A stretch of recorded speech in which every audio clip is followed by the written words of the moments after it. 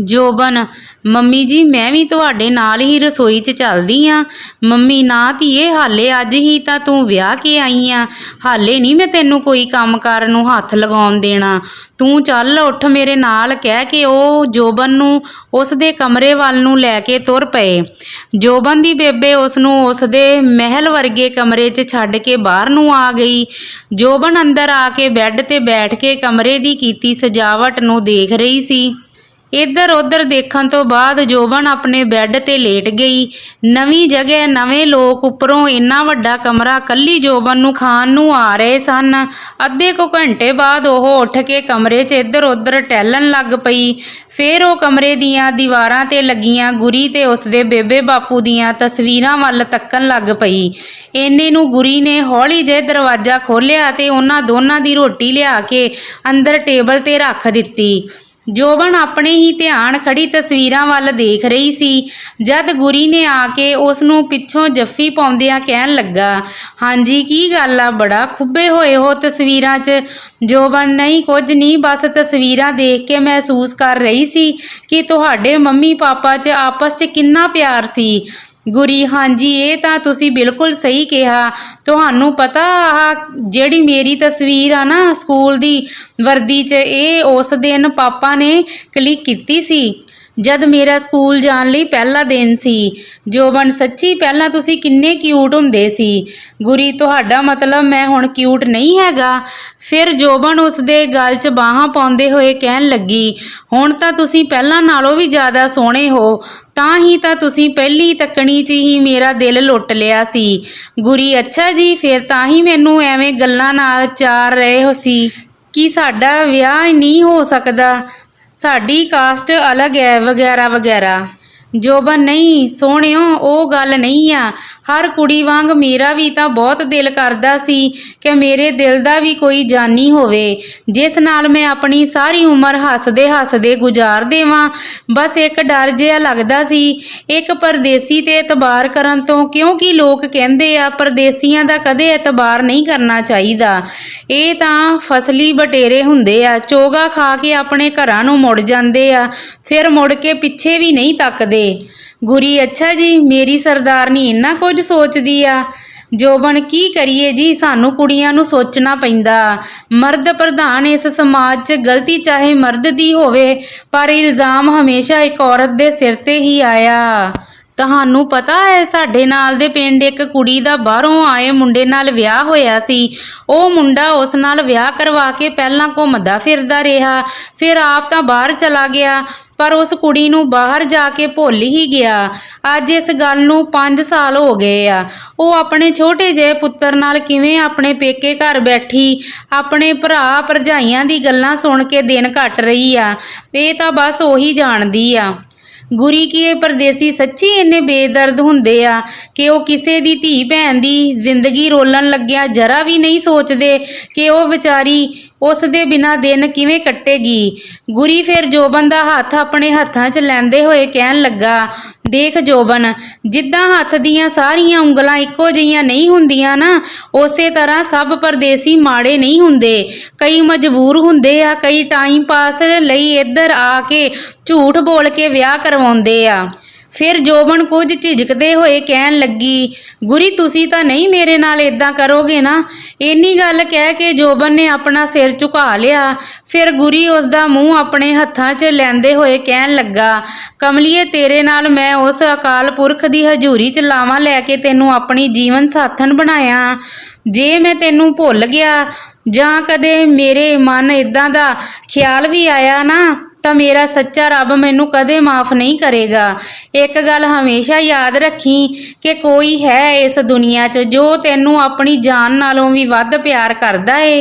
ਕਹਿ ਕੇ ਜੋਬਨ ਨੂੰ ਘੁੱਟ ਕੇ ਆਪਣੇ ਗਲ ਨਾਲ ਲਗਾ ਲਿਆ। ਫਿਰ ਕੁਝ ਦੇਰ ਬਾਅਦ ਗੁਰੀ ਕਹਿਣ ਲੱਗਾ, ਜੋਬਨ ਹੁਣ ਬਸ ਵੀ ਕਰੋ। ਜੋਬਨ, ਉਹ ਮੈਂ ਨਹੀਂ, ਮੇਰਾ ਨਹੀਂ ਦਿਲ ਕਰਦਾ ਤੁਹਾਨੂੰ ਛੱਡਣ ਨੂੰ। ਗੁਰੀ, ਮੈਂ ਕਦ ਕਿਹਾ, ਕਹਿ ਰਿਹਾ ਤੁਸੀਂ ਮੈਨੂੰ ਛੱਡੋ, ਪਰ ਕੁਝ ਪਿਆਰ ਰਾਤ ਲਈ ਬਚਾ ਕੇ ਰੱਖ ਲਵੋ ਨਾ। ਜੋਬਨ, ਤੁਸੀਂ ਉਸ ਦੀ ਫਿਕਰ ਨਾ ਕਰੋ, ਤੁਹਾਡੇ ਲਈ ਮੇਰੇ ਕੋਲ ਇੰਨਾ ਪਿਆਰ ਆ ਨਾ ਕਿ ਇਹ ਜਨਮ ਵੀ ਘੱਟ ਪੈ ਜਾਏਗਾ ਸਾਡੇ ਪਿਆਰ ਕਰਨ ਲਈ। ਗੁਰੀ, ਉਹ ਸਭ ਤਾਂ ਠੀਕ ਹੈ ਜੀ, ਪਰ ਮੈਨੂੰ ਬਹੁਤ ਭੁੱਖ ਲੱਗੀ ਆ। ਮੈਂ ਸਭ ਕੁਝ ਬਰਦਾਸ਼ਤ ਕਰ ਸਕਦਾ ਹਾਂ, ਪਰ ਭੁੱਖ ਤਾਂ ਕਦੇ ਵੀ ਨਹੀਂ। ਫਿਰ ਜੋਬਨ ਉਸ ਦੇ ਛਾਤੀ ਤੇ ਮਾਰਦੇ ਹੋਏ ਕਹਿਣ ਲੱਗੀ, ਇਹ ਗੱਲ ਪਹਿਲਾਂ ਦੱਸਣੀ ਸੀ ਨਾ ਕਿ ਤੁਹਾਨੂੰ ਭੁੱਖ ਲੱਗੀ ਹੈ। ਜਦ ਉਸਨੇ ਗੁਰੀ ਦੀ ਛਾਤੀ ਤੇ ਹੱਥ ਮਾਰਿਆ ਤਾਂ ਉਸਨੂੰ ਉਸਦੀ ਜੇਬ 'ਚ ਕੁਝ ਪਿਆ ਹੋਇਆ ਮਹਿਸੂਸ ਹੋਇਆ। ਇਸ ਤੇ ਜੋਬਨ ਕਹਿਣ ਲੱਗੀ, ਆਹ ਤੁਹਾਡੀ ਜੇਬ 'ਚ ਕੀ ਆ? ਗੁਰੀ, ਜੇਬ 'ਚ ਕੀ ਹੋਣਾ, ਕੁਝ ਵੀ ਨਹੀਂ, ਖਾਲੀ ਹੈ। ਜੋਬਨ, ਨਹੀਂ, ਮੈਨੂੰ ਇਦਾਂ ਲੱਗਿਆ ਜਿਵੇਂ ਕੋਈ ਸ਼ੀਸ਼ੀ ਹੋਵੇ, ਲਿਆਓ ਮੈਨੂੰ ਦੇਖਣ ਦਿਓ। ਕਹਿ ਕੇ ਉਸਦੀ ਜੇਬ ਦੇਖਣ ਲੱਗੀ ਤਾਂ ਉਸ ਦੇ ਵਿੱਚੋਂ ਇੱਕ ਸ਼ੀਸ਼ੀ ਨਿਕਲੀ। ਉਸਨੂੰ ਦੇਖ ਕੇ ਜੋਬਨ ਕਹਿਣ ਲੱਗੀ, ਗੁਰੀ, ਆਹ ਸ਼ੀਸ਼ੀ ਕਿਸ ਲਈ ਆ? ਗੁਰੀ ਨੇ ਜੋਬਨ ਦੀ ਗੱਲ ਸੁਣ ਕੇ ਨੀਵੀਂ ਪਾ ਲਈ ਤਾਂ ਜੋਬਨ ਉਸਦੀ ਇਸ ਖਾਮੋਸ਼ੀ ਨੂੰ ਸਮਝਦਿਆਂ ਹੋਇਆਂ ਕਹਿਣ ਲੱਗੀ, ਇਹ ਨਸ਼ਾ ਹੈ ਨਾ ਜੋ ਤੁਸੀਂ ਕਰਦੇ ਹੋ? ਉਸ ਦੀ ਗੱਲ ਸੁਣ ਕੇ ਗੁਰੀ ਨੇ ਬਸ ਹਾਂ 'ਚ ਸਿਰ ਹਿਲਾਇਆ। ਫਿਰ ਜੋਬਨ ਉਸ ਦਾ ਚਿਹਰਾ ਆਪਣੇ ਹੱਥਾਂ 'ਚ ਲੈ ਕੇ ਕਹਿਣ ਲੱਗੀ, ਗੁਰੀ ਪਲੀਜ਼ ਇਹ ਸਭ ਹੁਣ ਛੱਡ ਦਿਓ। ਇਸ ਨੇ ਸਾਡੀ ਜ਼ਿੰਦਗੀ ਸ਼ੁਰੂ ਹੋਣ ਤੋਂ ਪਹਿਲਾਂ ਹੀ ਖਤਮ ਕਰ ਦੇਣੀ ਆ। ਮੈਂ ਬਹੁਤ ਭਰੋਸਾ ਕਰਕੇ ਤੁਹਾਡੇ ਨਾਲ ਵਿਆਹ ਕਰਵਾਇਆ। ਰੱਬ ਕਰੇ ਤੁਸੀਂ ਮੇਰਾ ਭਰੋਸਾ ਨਾ ਤੋੜ ਦੇਣਾ। ਗੁਰੀ, ਜੋਬਨ, ਮੈਂ ਜਿਸ ਦਿਨ ਦਾ ਤੇਰੇ ਨਾਲ ਨਸ਼ਾ ਛੱਡਣੇ ਦਾ ਵਾਅਦਾ ਕੀਤਾ ਨਾ, ਉਸ ਦਿਨ ਮੈਂ ਨਸ਼ੇ ਨੂੰ ਹੱਥ ਵੀ ਨਹੀਂ ਲਗਾਇਆ, ਪਰ ਅੱਜ ਪਤਾ ਨਹੀਂ ਸਰੀਰ ਨੂੰ ਤੋੜ ਜਿਹੀ ਲੱਗਦੀ ਜਾਂਦੀ ਆ। ਮੈਨੂੰ ਤਾਂ ਇੰਜ ਲੱਗ ਰਿਹਾ ਹੈ ਜੇ ਮੈਂ ਇਹ ਨਸ਼ਾ ਨਾ ਕੀਤਾ ਤਾਂ ਮੈਨੂੰ ਕੁਝ ਹੋ ਜਾਣਾ ਏ। ਜੋਬਨ, ਤੁਸੀਂ ਪਾਗਲ ਹੋ, ਇਦਾਂ ਨਹੀਂ ਕਹਿੰਦੇ ਹੁੰਦੇ। ਹੁਣ ਮੈਂ ਆ ਗਈ ਹਾਂ ਨਾ, ਮੈਂ ਸਭ ਸਾਂਭ ਲਵਾਂਗੀ। ਕਹਿ ਕੇ ਉਸਨੇ ਸ਼ੀਸ਼ੀ ਪਰੇ ਸੁੱਟ ਦਿੱਤੀ ਤੇ ਗੁਰੀ ਨੂੰ ਆਪਣੇ ਗਲ ਨਾਲ ਲਾ ਕੇ ਕਹਿਣ ਲੱਗੀ, ਅੱਜ ਤੋਂ ਤੁਹਾਡਾ ਹਰ ਦੁੱਖ ਸੁੱਖ ਮੇਰਾ। ਮੈਂ ਆਪਣੀ ਪੂਰੀ ਵਾਹ ਲਾ ਦੇਵਾਂਗੀ ਤੁਹਾਨੂੰ ਇਹਨਾਂ ਨਸ਼ਿਆਂ ਦੀ ਦਲਦਲ 'ਚੋਂ ਬਾਹਰ ਲੈ ਕੇ ਆਉਣ ਲਈ। ਚਲੋ ਆ ਜਾਓ, ਪਹਿਲਾਂ ਆਪਾਂ ਰੋਟੀ ਖਾ ਲਈਏ। ਉਸ ਦਾ ਹੱਥ ਫੜ ਕੇ ਉਸ ਨੂੰ ਆਪਣੇ ਨਾਲ ਲਿਜਾ ਕੇ ਬੈੱਡ ਤੇ ਬਿਠਾਇਆ ਤੇ ਆਪਣੇ ਹੱਥਾਂ ਨਾਲ ਉਸ ਨੂੰ ਰੋਟੀ ਖਵਾਉਣ ਲੱਗੀ। ਉਸ ਤੋਂ ਬਾਅਦ ਉਸਨੇ ਆਪ ਰੋਟੀ ਖਾਧੀ। ਗੁਰੀ ਉਸ ਦੇ ਸਿਰਹਾਣੇ ਬੈਠਾ ਉਸ ਨੂੰ ਰੋਟੀ ਖਾਂਦੀ ਨੂੰ ਦੇਖ ਰਿਹਾ ਸੀ। ਫਿਰ ਜਦ ਜੋਬਨ ਰੋਟੀ ਖਾ ਕੇ ਭਾਂਡੇ ਲੈ ਕੇ ਰਸੋਈ 'ਚ ਰੱਖਣ ਲਈ ਜਾਣ ਲੱਗੀ ਤਾਂ ਗੁਰੀ ਉਸ ਦੀ ਬਾਂਹ ਫੜ ਕੇ ਕਹਿਣ ਲੱਗਾ, ਜੋਬਨ, ਮੈਨੂੰ ਫੜਾਓ, ਭਾਂਡੇ ਮੈਂ ਰੱਖ ਆਵਾਂਗਾ, ਤੁਸੀਂ ਆਰਾਮ ਨਾਲ ਬੈਠੋ। ਕਹਿ ਕੇ ਉਸ ਦੇ ਹੱਥੋਂ ਭਾਂਡੇ ਲੈ ਕੇ ਗੁਰੀ ਰਸੋਈ ਵੱਲ ਨੂੰ ਚਲਾ ਗਿਆ। ਕੁਝ ਦੇਰ ਬਾਅਦ ਬੇਬੇ ਵੀ ਦੁੱਧ ਲੈ ਕੇ ਜੋਬਨ ਦੇ ਕਮਰੇ 'ਚ ਆਈ। ਉਸ ਨਾਲ ਥੋੜੀ ਬਹੁਤੀ ਗੱਲਬਾਤ ਕਰਨੇ ਤੋਂ ਬਾਅਦ ਬੇਬੇ ਉਸ ਨੂੰ ਕੱਪੜੇ ਫੜਾਉਂਦੇ ਹੋਏ ਕਹਿਣ ਲੱਗੀ, ਧੀਏ, ਹੁਣ ਤੂੰ ਉੱਠ ਕੇ ਪਹਿਲਾਂ ਜਾ ਕੇ ਕੱਪੜੇ ਬਦਲ ਲਾ। ਉਸ ਤੋਂ ਬਾਅਦ ਬੇਬੇ ਦੁੱਧ ਰੱਖ ਕੇ ਬਾਹਰ ਚਲੇ ਗਈ ਤੇ ਜੋਬਨ ਵੀ ਕੱਪੜੇ ਬਦਲਣ ਲਈ ਚਲੀ ਗਈ। ਜਦ ਗੁਰੀ ਆਪਣੇ ਕਮਰੇ 'ਚ ਆਇਆ ਤਾਂ ਜੋਬਨ ਨੂੰ ਨਾਈਟ ਡਰੈਸ 'ਚ ਦੇਖ ਕੇ ਕਹਿਣ ਲੱਗਾ, ਵਾਹ ਜੀ, ਮੈਨੂੰ ਤਾਂ ਪਤਾ ਹੀ ਨਹੀਂ ਸੀ ਮੇਰੇ ਸਰਦਾਰਨੀ ਵੈਸਟਰਨ ਡਰੈਸ 'ਚ ਇੰਨੀ ਸੋਹਣੀ ਲੱਗਦੀ ਹੈ।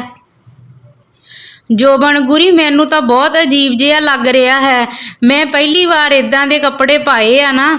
ਗੁਰੀ, ਕੋਈ ਗੱਲ ਨਹੀਂ ਜੀ, ਹੁਣ ਤਾਂ ਆਦਤ ਪੈ ਜਾਣੀ ਆ ਤੁਹਾਨੂੰ ਵੀ। ਕਹਿ ਕੇ ਆ ਕੇ ਜੋਬਨ ਦੇ ਕੋਲ ਬੈੱਡ ਤੇ ਬੈਠ ਗਿਆ। ਜੋਬਨ ਗੁਰੀ ਨੂੰ ਆਪਣੇ ਵੱਲ ਦੇਖਦੇ ਹੋਏ ਕਹਿਣ ਲੱਗੀ, ਹਾਂਜੀ ਸਰਦਾਰ ਜੀ, ਕੀ ਹੋਇਆ? ਤੁਸੀਂ ਕੀ ਦੇਖ ਰਹੇ ਹੋ ਇੰਨੀ ਰੀਝ ਨਾਲ? ਗੁਰੀ, ਜੋਬਨ, ਰੱਬ ਨੇ ਤਾਂ ਤੈਨੂੰ ਬਹੁਤ ਹੀ ਰੀਝ ਨਾਲ ਬਣਾਇਆ। ਮੈਨੂੰ ਤਾਂ ਯਕੀਨ ਜਿਹਾ ਨਹੀਂ ਹੁੰਦਾ ਕਿ ਮੇਰੀ ਕਿਸਮਤ 'ਚ ਉਸ ਰੱਬ ਨੇ ਇੰਨਾ ਸੋਹਣਾ ਸਾਥ ਲਿਖਿਆ ਸੀ। ਜੋਬਨ ਉਸ ਦੇ ਕੋਲ ਨੂੰ ਹੁੰਦੇ ਹੋਏ ਕਹਿਣ ਲੱਗੀ, ਹੁਣ ਤਾਂ ਯਕੀਨ ਹੋ ਗਿਆ ਨਾ, ਮੈਂ ਤੁਹਾਡੀ ਹੀ ਆ ਤੇ ਸਾਰੀ ਉਮਰ ਤੁਹਾਡੀ ਹੀ ਬਣ ਕੇ ਰਹਾਂਗੀ। ਕਹਿ ਕੇ ਉਸ ਨੂੰ ਜੱਫੀ ਪਾ ਲਈ। ਅੱਛਾ ਗੁਰੀ, ਇੱਕ ਗੱਲ ਤਾਂ ਦੱਸੋ, ਤੁਹਾਡੇ ਨਸ਼ੇ ਕਰਨ ਬਾਰੇ ਮੰਮੀ ਜੀ ਨੂੰ ਪਤਾ ਆ ਜਾਂ ਨਹੀਂ? ਗੁਰੀ, ਨਹੀਂ ਜੋਬਨ, ਮੈਂ ਕਦੇ ਉਹਨਾਂ ਨੂੰ ਦੱਸਿਆ ਹੀ ਨਹੀਂ, ਨਾਲੇ ਮੈਂ ਕਿਹੜੇ ਮੂੰਹ ਨਾਲ ਦੱਸਦਾ। ਮੈਂ ਸਭ ਕੁਝ ਤੋੜ ਸਕਦਾ ਪਰ ਬੇਬੇ ਦਾ ਯਕੀਨ ਮੈਂ ਕਦੇ ਭੁੱਲ ਕੇ ਵੀ ਨਹੀਂ ਤੋੜ ਸਕਦਾ। ਜੋਬਨ, ਇਹ ਤਾਂ ਗਲਤ ਗੱਲ ਹੈ। ਹੋਰ ਕਿਸੇ ਨੂੰ ਨਾ ਸਹੀ, ਮੰਮੀ ਜੀ ਨੂੰ ਤਾਂ ਇਸ ਬਾਰੇ ਪਤਾ ਹੋਣਾ ਚਾਹੀਦਾ ਨਾ। ਸੋਚੋ, ਜੇ ਉਹਨਾਂ ਨੂੰ ਕੱਲ ਨੂੰ ਕਿਤੋਂ ਬਾਹਰੋਂ ਤੁਹਾਡੇ ਬਾਰੇ ਪਤਾ ਲੱਗਾ ਤਾਂ ਉਹਨਾਂ ਨੂੰ ਜ਼ਿਆਦਾ ਤਕਲੀਫ ਹੋਊ। ਆਪਾਂ ਸਵੇਰੇ ਮੰਮੀ ਜੀ ਨਾਲ ਇਸ ਬਾਰੇ ਗੱਲ ਕਰਾਂਗੇ। ਮੈਂ ਤੁਹਾਡੇ ਨਾਲ ਆ, ਕੁਝ ਨਹੀਂ ਹੁੰਦਾ। ਫਿਰ ਗੁਰੀ ਨੇ ਜੋਬਨ ਦੇ ਮੱਥੇ ਨੂੰ ਚੁੰਮਿਆ ਤੇ ਘੁੱਟ ਕੇ ਗਲ ਨਾਲ ਲਗਾ ਕੇ ਕਹਿਣ ਲੱਗਾ, ਜੋਬਨ ਯਾਰ, ਤੂੰ ਮੈਨੂੰ ਜ਼ਿੰਦਗੀ 'ਚ ਪਹਿਲਾਂ ਕਿਉਂ ਨਹੀਂ ਮਿਲੀ? ਜੋਬਨ, ਲੈ, ਮੈਨੂੰ ਤਾਂ ਪਤਾ ਹੀ ਨਹੀਂ ਸੀ ਮੇਰੇ ਸਰਦਾਰ ਜੀ ਇੰਨੇ ਇਮੋਸ਼ਨਲ ਵੀ ਆ। ਹੁਣ ਤਾਂ ਮਿਲ ਗਈ ਆ ਨਾ। ਤੁਸੀਂ ਫਿਕਰ ਨਾ ਕਰੋ, ਮੈਂ ਸਭ ਕੁਝ ਠੀਕ ਕਰ ਦੇਣਾ। ਫਿਰ ਗੁਰੀ ਨੇ ਲਾਈਟ ਬੰਦ ਕਰ ਦਿੱਤੀ ਤੇ ਉਹ ਦੋਵੇਂ ਸਦਾ ਲਈ ਇੱਕਮਿੱਕ ਹੋ ਗਏ। ਅਗਲੇ ਦਿਨ ਸਵੇਰੇ ਜੋਬਨ ਦੀ ਆਦਤ ਅਨੁਸਾਰ ਤੜਕੇ ਹੀ ਅੱਖ ਖੁੱਲ੍ਹ ਗਈ ਤਾਂ ਉਸਨੇ ਦੇਖਿਆ ਪੂਰੇ ਕਮਰੇ 'ਚ ਬਸ ਹਨੇਰਾ ਹੀ ਹਨੇਰਾ ਹੈ। ਗੁਰੀ ਉਸਨੂੰ ਜੱਫੀ ਪਾ ਕੇ ਸੁੱਤਾ ਪਿਆ ਸੀ। ਜੋਬਨ ਨੇ ਮੋਬਾਈਲ ਤੇ ਟਾਈਮ ਦੇਖਿਆ ਤੇ ਜਦ ਮੋਬਾਈਲ ਦੀ ਲਾਈਟ ਗੁਰੀ ਦੇ ਚਿਹਰੇ ਤੇ ਪਈ ਤਾਂ ਜੋਬਨ ਨੇ ਪਿਆਰ ਨਾਲ ਉਸਨੂੰ ਨਿਹਾਰਿਆ ਤੇ ਉਸਦੇ ਮੱਥੇ ਨੂੰ ਚੁੰਮ ਕੇ ਉਸਦੇ ਸੀਨੇ ਨਾਲ ਲੱਗ ਕੇ ਫਿਰ ਸੌ ਗਈ। 7 ਵਜੇ ਨੂੰ ਮੰਮੀ ਨੇ ਆ ਕੇ ਜਦ ਜੋਬਨ ਦੇ ਕਮਰੇ ਦਾ ਦਰਵਾਜ਼ਾ ਖੜਕਾਇਆ ਤਾਂ ਜੋਬਨ ਜਲਦੀ ਨਾਲ ਉੱਠੀ। ਆਪਣੇ ਕੱਪੜੇ ਠੀਕ ਕਰਦੇ ਹੋਏ ਸਿਰ ਤੇ ਚੁੰਨੀ ਲੈ ਕੇ ਆ ਕੇ ਉਸਨੇ ਦਰਵਾਜ਼ਾ ਖੋਲ੍ਹਿਆ। ਦਰਵਾਜ਼ੇ ਖੋਲ੍ਹ ਕੇ ਉਸਨੇ ਆਪਣੀ ਮੰਮੀ ਦੇ ਪੈਰੀ ਹੱਥ ਲਾਇਆ। ਮੰਮੀ ਨੇ ਉਸਦਾ ਸਿਰ ਪਲੋਸ ਕੇ ਪਿਆਰ ਦਿੱਤਾ ਤੇ ਕਹਿਣ ਲੱਗੀ, ਪੁੱਤ ਗੁਰੀ ਨੂੰ ਵੀ ਉਠਾ ਦੇਵੀਂ, ਨਾਲੇ ਦੋਵੇਂ ਜਾਣੇ ਨਹਾ ਧੋ ਕੇ ਹੇਠਾਂ ਆ ਜਾਓ, ਫਿਰ ਆਪਾਂ ਸਾਰੇ ਚਾਹ ਪੀਂਦੇ ਆਂ। ਇੰਨਾ ਕਹਿ ਕੇ ਮੰਮੀ ਹੇਠਾਂ ਨੂੰ ਚਲੀ ਗਈ ਤੇ ਜੋਬਨ ਆ ਕੇ ਗੁਰੀ ਨੂੰ ਉਠਾਉਂਦੇ ਹੋਏ ਕਹਿਣ ਲੱਗੀ, ਗੁਰੀ ਉੱਠੋ, ਮੰਮੀ ਜੀ ਚਾਹ ਪੀਣ ਲਈ ਹੇਠਾਂ ਆਉਣ ਨੂੰ ਕਹਿ ਕੇ ਗਏ ਆ। ਜਦ ਗੁਰੀ ਨੇ ਮਾੜੀ ਜਿਹੀ ਅੱਖ ਖੋਲ੍ਹੀ ਤਾਂ ਜੋਬਨ ਘਟਾਵਾਂ ਵਰਗੇ ਕਾਲੇ ਲੰਬੇ ਵਾਲ ਉਸਦੇ ਚਿਹਰੇ ਤੇ ਪੈ ਰਹੇ ਸਨ ਤਾਂ ਗੁਰੀ ਉਸ ਨੂੰ ਜੱਫੀ ਪਾਉਂਦੇ ਹੋਏ ਕਹਿਣ ਲੱਗਾ, ਹਾਏ ਜੋਬਨ, ਤੂੰ ਖੁੱਲ੍ਹੇ ਵਾਲਾਂ ਵਿੱਚ ਕਿੰਨੀ ਸੋਹਣੀ ਲੱਗਦੀ ਆ। ਜੋਬਨ, ਸਵੇਰੇ ਸਵੇਰੇ ਹੀ ਮਜ਼ਾਕ, ਹਾਲੇ ਤਾਂ ਮੈਂ ਮੂੰਹ ਵੀ ਨਹੀਂ ਧੋਤਾ, ਛੱਡੋ, ਮੈਨੂੰ ਨਹਾ ਧੋ ਕੇ ਤਿਆਰ ਹੋਣ ਦਿਓ, ਪਹਿਲਾਂ ਹੀ ਬਹੁਤ ਟਾਈਮ ਹੋ ਗਿਆ। ਫਿਰ ਗੁਰੀ ਉਸ ਨੂੰ ਛੇੜਦੇ ਹੋਏ ਕਹਿਣ ਲੱਗਾ, ਜੋਬਨ ਮੈਂ ਵੀ ਨਾਲ ਆਵਾਂ। ਜੋਬਨ, ਅੱਛਾ ਜੀ। ਗੁਰੀ, ਹਾਂਜੀ। ਜੋਬਨ, ਜੀ ਨਹੀਂ, ਤੁਹਾਡੀ ਕੋਈ ਲੋੜ ਨਹੀਂ, ਤੁਸੀਂ ਆਰਾਮ ਨਾਲ ਪਏ ਰਹੋ, ਕਹਿ ਕੇ ਉਹ ਨਹਾਉਣ ਲਈ ਚਲੀ ਗਈ। ਜਦ ਜੋਬਨ ਨਹਾ ਕੇ ਆਈ, ਗੁਰੀ ਬੈੱਡ ਤੇ ਬੈਠਾ ਉਬਾਸੀਆਂ ਲੈ ਰਿਹਾ ਸੀ। ਉਸ ਦੇ ਕੋਲ ਆ ਕੇ ਕਹਿਣ ਲੱਗੀ, ਜਾਓ ਜੀ ਤੁਸੀਂ ਵੀ ਨਹਾ ਲਓ। ਉਸ ਤੋਂ ਬਾਅਦ ਗੁਰੀ ਵੀ ਉੱਠ ਕੇ ਨਹਾਉਣ ਚਲਾ ਗਿਆ। ਜਦ ਤੱਕ ਉਹ ਨਹਾ ਕੇ ਬਾਹਰ ਆਇਆ, ਜੋਬਨ ਵੀ ਉਦੋਂ ਤੱਕ ਤਿਆਰ ਹੋ ਚੁੱਕੀ ਸੀ। ਗੁਰੀ ਆ ਕੇ ਬੈੱਡ ਤੇ ਬੈਠ ਕੇ ਉਸ ਨੂੰ ਤਿਆਰ ਹੋਈ ਨੂੰ ਕਮਰੇ 'ਚ ਇੱਧਰ ਉੱਧਰ ਘੁੰਮਦੀ ਹੋਈ ਨੂੰ ਦੇਖਣ ਲੱਗਾ। ਜਦ ਜੋਬਨ ਦੀ ਨਜ਼ਰ ਉਸ ਦੇ ਉੱਤੇ ਪਈ ਤਾਂ ਉਹ ਕਹਿਣ ਲੱਗੀ, ਹਾਂਜੀ, ਹੁਣ ਤੁਹਾਨੂੰ ਕੀ ਹੋਇਆ? ਉੱਥੇ ਬੈਠੇ ਕੀ ਦੇਖ ਰਹੇ ਹੋ? ਉੱਠ ਕੇ ਕੱਪੜੇ ਪਾ ਲਵੋ। ਗੁਰੀ ਉੱਠ ਕੇ ਜੋਬਨ ਦੇ ਕੋਲ ਆਇਆ ਤੇ ਉਸ ਨੂੰ ਆਪਣੀਆਂ ਬਾਹਾਂ 'ਚ ਭਰਦੇ ਹੋਏ ਕਹਿਣ ਲੱਗਾ, ਮੈਂ ਤਾਂ ਮੇਰੀ ਸਰਦਾਰਨੀ ਨੂੰ ਝਾਂਜਰਾਂ ਪਾ ਕੇ ਛਮ-ਛਮ ਤੁਰਦੀ ਹੋਈ ਨੂੰ ਦੇਖ ਰਿਹਾ ਸੀ। ਸੱਚੀ ਜੋਬਨ, ਤੂੰ ਅੱਜ ਕਿੰਨੀ ਸੋਹਣੀ ਲੱਗ ਰਹੀ ਐ। ਜੋਬਨ, ਅੱਛਾ ਜੀ, ਮਤਲਬ ਮੈਂ ਪਹਿਲਾਂ ਨਹੀਂ ਤੁਹਾਨੂੰ ਕਦੇ ਸੋਹਣੀ ਲੱਗੀ? ਗੁਰੀ, ਨਹੀਂ ਜਾਨ, ਉਹ ਗੱਲ ਨਹੀਂ, ਆਪਣੀ ਸੱਜਰੀ ਵਿਆਹੀ ਵਹੁਟੀ ਭਲਾ ਕਿਸ ਨੂੰ ਨਹੀਂ ਸੋਹਣੀ ਲੱਗਦੀ ਹੁੰਦੀ। ਤੇਰੇ ਆਹ ਬਾਹਾਂ 'ਚ ਪਾਇਆ ਹੋਇਆ ਸੂਹਾ ਚੂੜਾ, ਕੰਨਾਂ 'ਚ ਝੁਮਕੇ, ਆ ਤੇਰੀਆਂ ਗੱਲਾਂ ਦੀ ਲਾਲੀ ਤੇ ਗੁਲਾਬ ਦੀਆਂ ਪੱਤੀਆਂ ਵਰਗੇ ਲਾਲ ਸੁਰਖ ਬੁੱਲ, ਹਾਏ ਸੱਚੀ ਤੂੰ ਤਾਂ ਕਹਿਰ ਹੀ ਕਰ ਰਹੀ ਐ। ਜੋਬਨ ਸੋਹਣਿਓ, ਇਹ ਸਭ ਹਾਰ ਸ਼ਿੰਗਾਰ ਤੁਹਾਡੇ ਲਈ ਹੀ ਤਾਂ ਹੈ। ਫਿਰ ਗੁਰੀ ਨੇ ਉਸਦੇ ਮੱਥੇ ਨੂੰ ਪਿਆਰ ਨਾਲ ਚੁੰਮਿਆ ਤੇ ਉਸ ਨੂੰ ਘੁੱਟ ਕੇ ਆਪਣੇ ਗਲ ਨਾਲ ਲਗਾ ਲਿਆ। ਇੰਨੇ ਨੂੰ ਬੇਬੇ ਆ ਕੇ ਦਰਵਾਜ਼ਾ ਖੜਕਾਉਣ ਲੱਗ ਪਈ। ਜੋਬਨ ਨੇ ਜਲਦੀ ਨਾਲ ਆਪਣਾ ਆਪ ਗੁਰੀ ਤੋਂ ਛੁਡਵਾਇਆ ਤੇ ਚੁੰਨੀ ਸਿਰ ਤੇ ਠੀਕ ਕਰਦੀ ਹੋਈ ਨੇ ਆ ਕੇ ਦਰਵਾਜ਼ਾ ਖੋਲ੍ਹਿਆ। ਇਸ ਤੋਂ ਪਹਿਲਾਂ ਬੇਬੇ ਕੁਝ ਕਹਿੰਦੀ, ਜੋਬਨ ਨੇ ਉਹਨਾਂ ਦੇ ਪੈਰੀ ਹੱਥ ਲਗਾਇਆ ਤੇ ਬੇਬੇ ਨੇ ਉਸ ਨੂੰ ਗਲ ਨਾਲ ਲਾ ਕੇ ਪਿਆਰ ਦਿੱਤਾ। ਫਿਰ ਬੇਬੇ ਕਹਿਣ ਲੱਗੀ, ਜੋਬਨ, ਗੁਰੀ ਕਿੱਥੇ, ਹੋਇਆ ਨਹੀਂ ਤਿਆਰ? ਜੋਬਨ, ਮੰਮੀ ਜੀ ਉਹ ਹੋ ਰਹੇ ਨੇ ਤਿਆਰ, ਬਸ ਅਸੀਂ ਕੁਝ ਦੇਰ ਤੱਕ ਹੇਠਾਂ ਆਉਣ ਹੀ ਲੱਗੇ ਸੀ। ਬੇਬੇ, ਇਹ ਗੁਰੀ ਵੀ ਨਾ ਬਹੁਤ ਹੀ ਢਿੱਲਾ ਧੀਏ, ਹੁਣ ਤੂੰ ਹੀ ਇਸ ਨੂੰ ਤੇਜ਼ ਕਰਨਾ। ਜੇ ਉਹ ਤੇਰੀ ਗੱਲ ਨਾ ਸੁਣੇ ਨਾ ਤਾਂ ਮੈਨੂੰ ਦੱਸੀ, ਮੈਂ ਫਿਰ ਪੱਟੂ ਉਸ ਦੇ ਕੰਨ ਚੰਗੀ ਤਰ੍ਹਾਂ। ਇਸ ਤੇ ਜੋਬਨ ਨੇ ਨਿੰਮਾ ਜਿਹਾ ਹੱਸਦੀ ਨੇ ਦੰਦਾਂ ਹੇਠ ਆਪਣੀ ਚੁੰਨੀ ਦੱਬ ਲਈ। ਉਸ ਤੋਂ ਬਾਅਦ ਬੇਬੇ ਹੇਠਾਂ ਚਲੀ ਗਈ। ਜਦ ਜੋਬਨ ਦਰਵਾਜ਼ਾ ਬੰਦ ਕਰਕੇ ਪਿੱਛੇ ਨੂੰ ਮੁੜੀ ਤਾਂ ਗੁਰੀ ਉਸ ਨੂੰ ਕਹਿਣ ਲੱਗਾ, ਜੋਬਨ ਮੈਂ ਕਿਵੇਂ ਲੱਗ ਰਿਹਾ?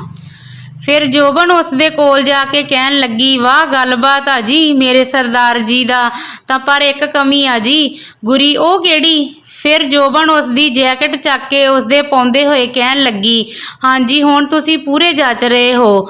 ਫਿਰ ਗੁਰੀ ਜੋਬਨ ਨੂੰ ਸ਼ੀਸ਼ੇ ਮੂਹਰੇ ਖੜੀ ਕਰਦੇ ਹੋਏ ਕਹਿਣ ਲੱਗਾ, ਆਹ ਦੇਖੋ ਮੇਰੀ ਹੁਸਨਾ ਦੀ ਰਾਣੀ, ਕਿਹੜਾ ਘੱਟ ਲੱਗ ਰਹੀ ਆ, ਕਹਿ ਕੇ ਉਸ ਦੀ ਗਲ ਤੇ ਕਿਸ ਕਰ ਦਿੱਤੀ।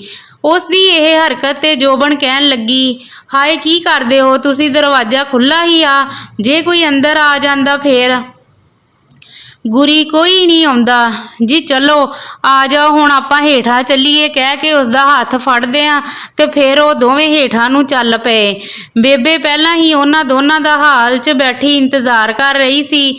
ਗੁਰੀ ਤੇ ਜੋਬਨ ਦੋਵੇਂ ਆ ਕੇ ਉਸਦੇ ਕੋਲ ਬੈਠ ਗਏ।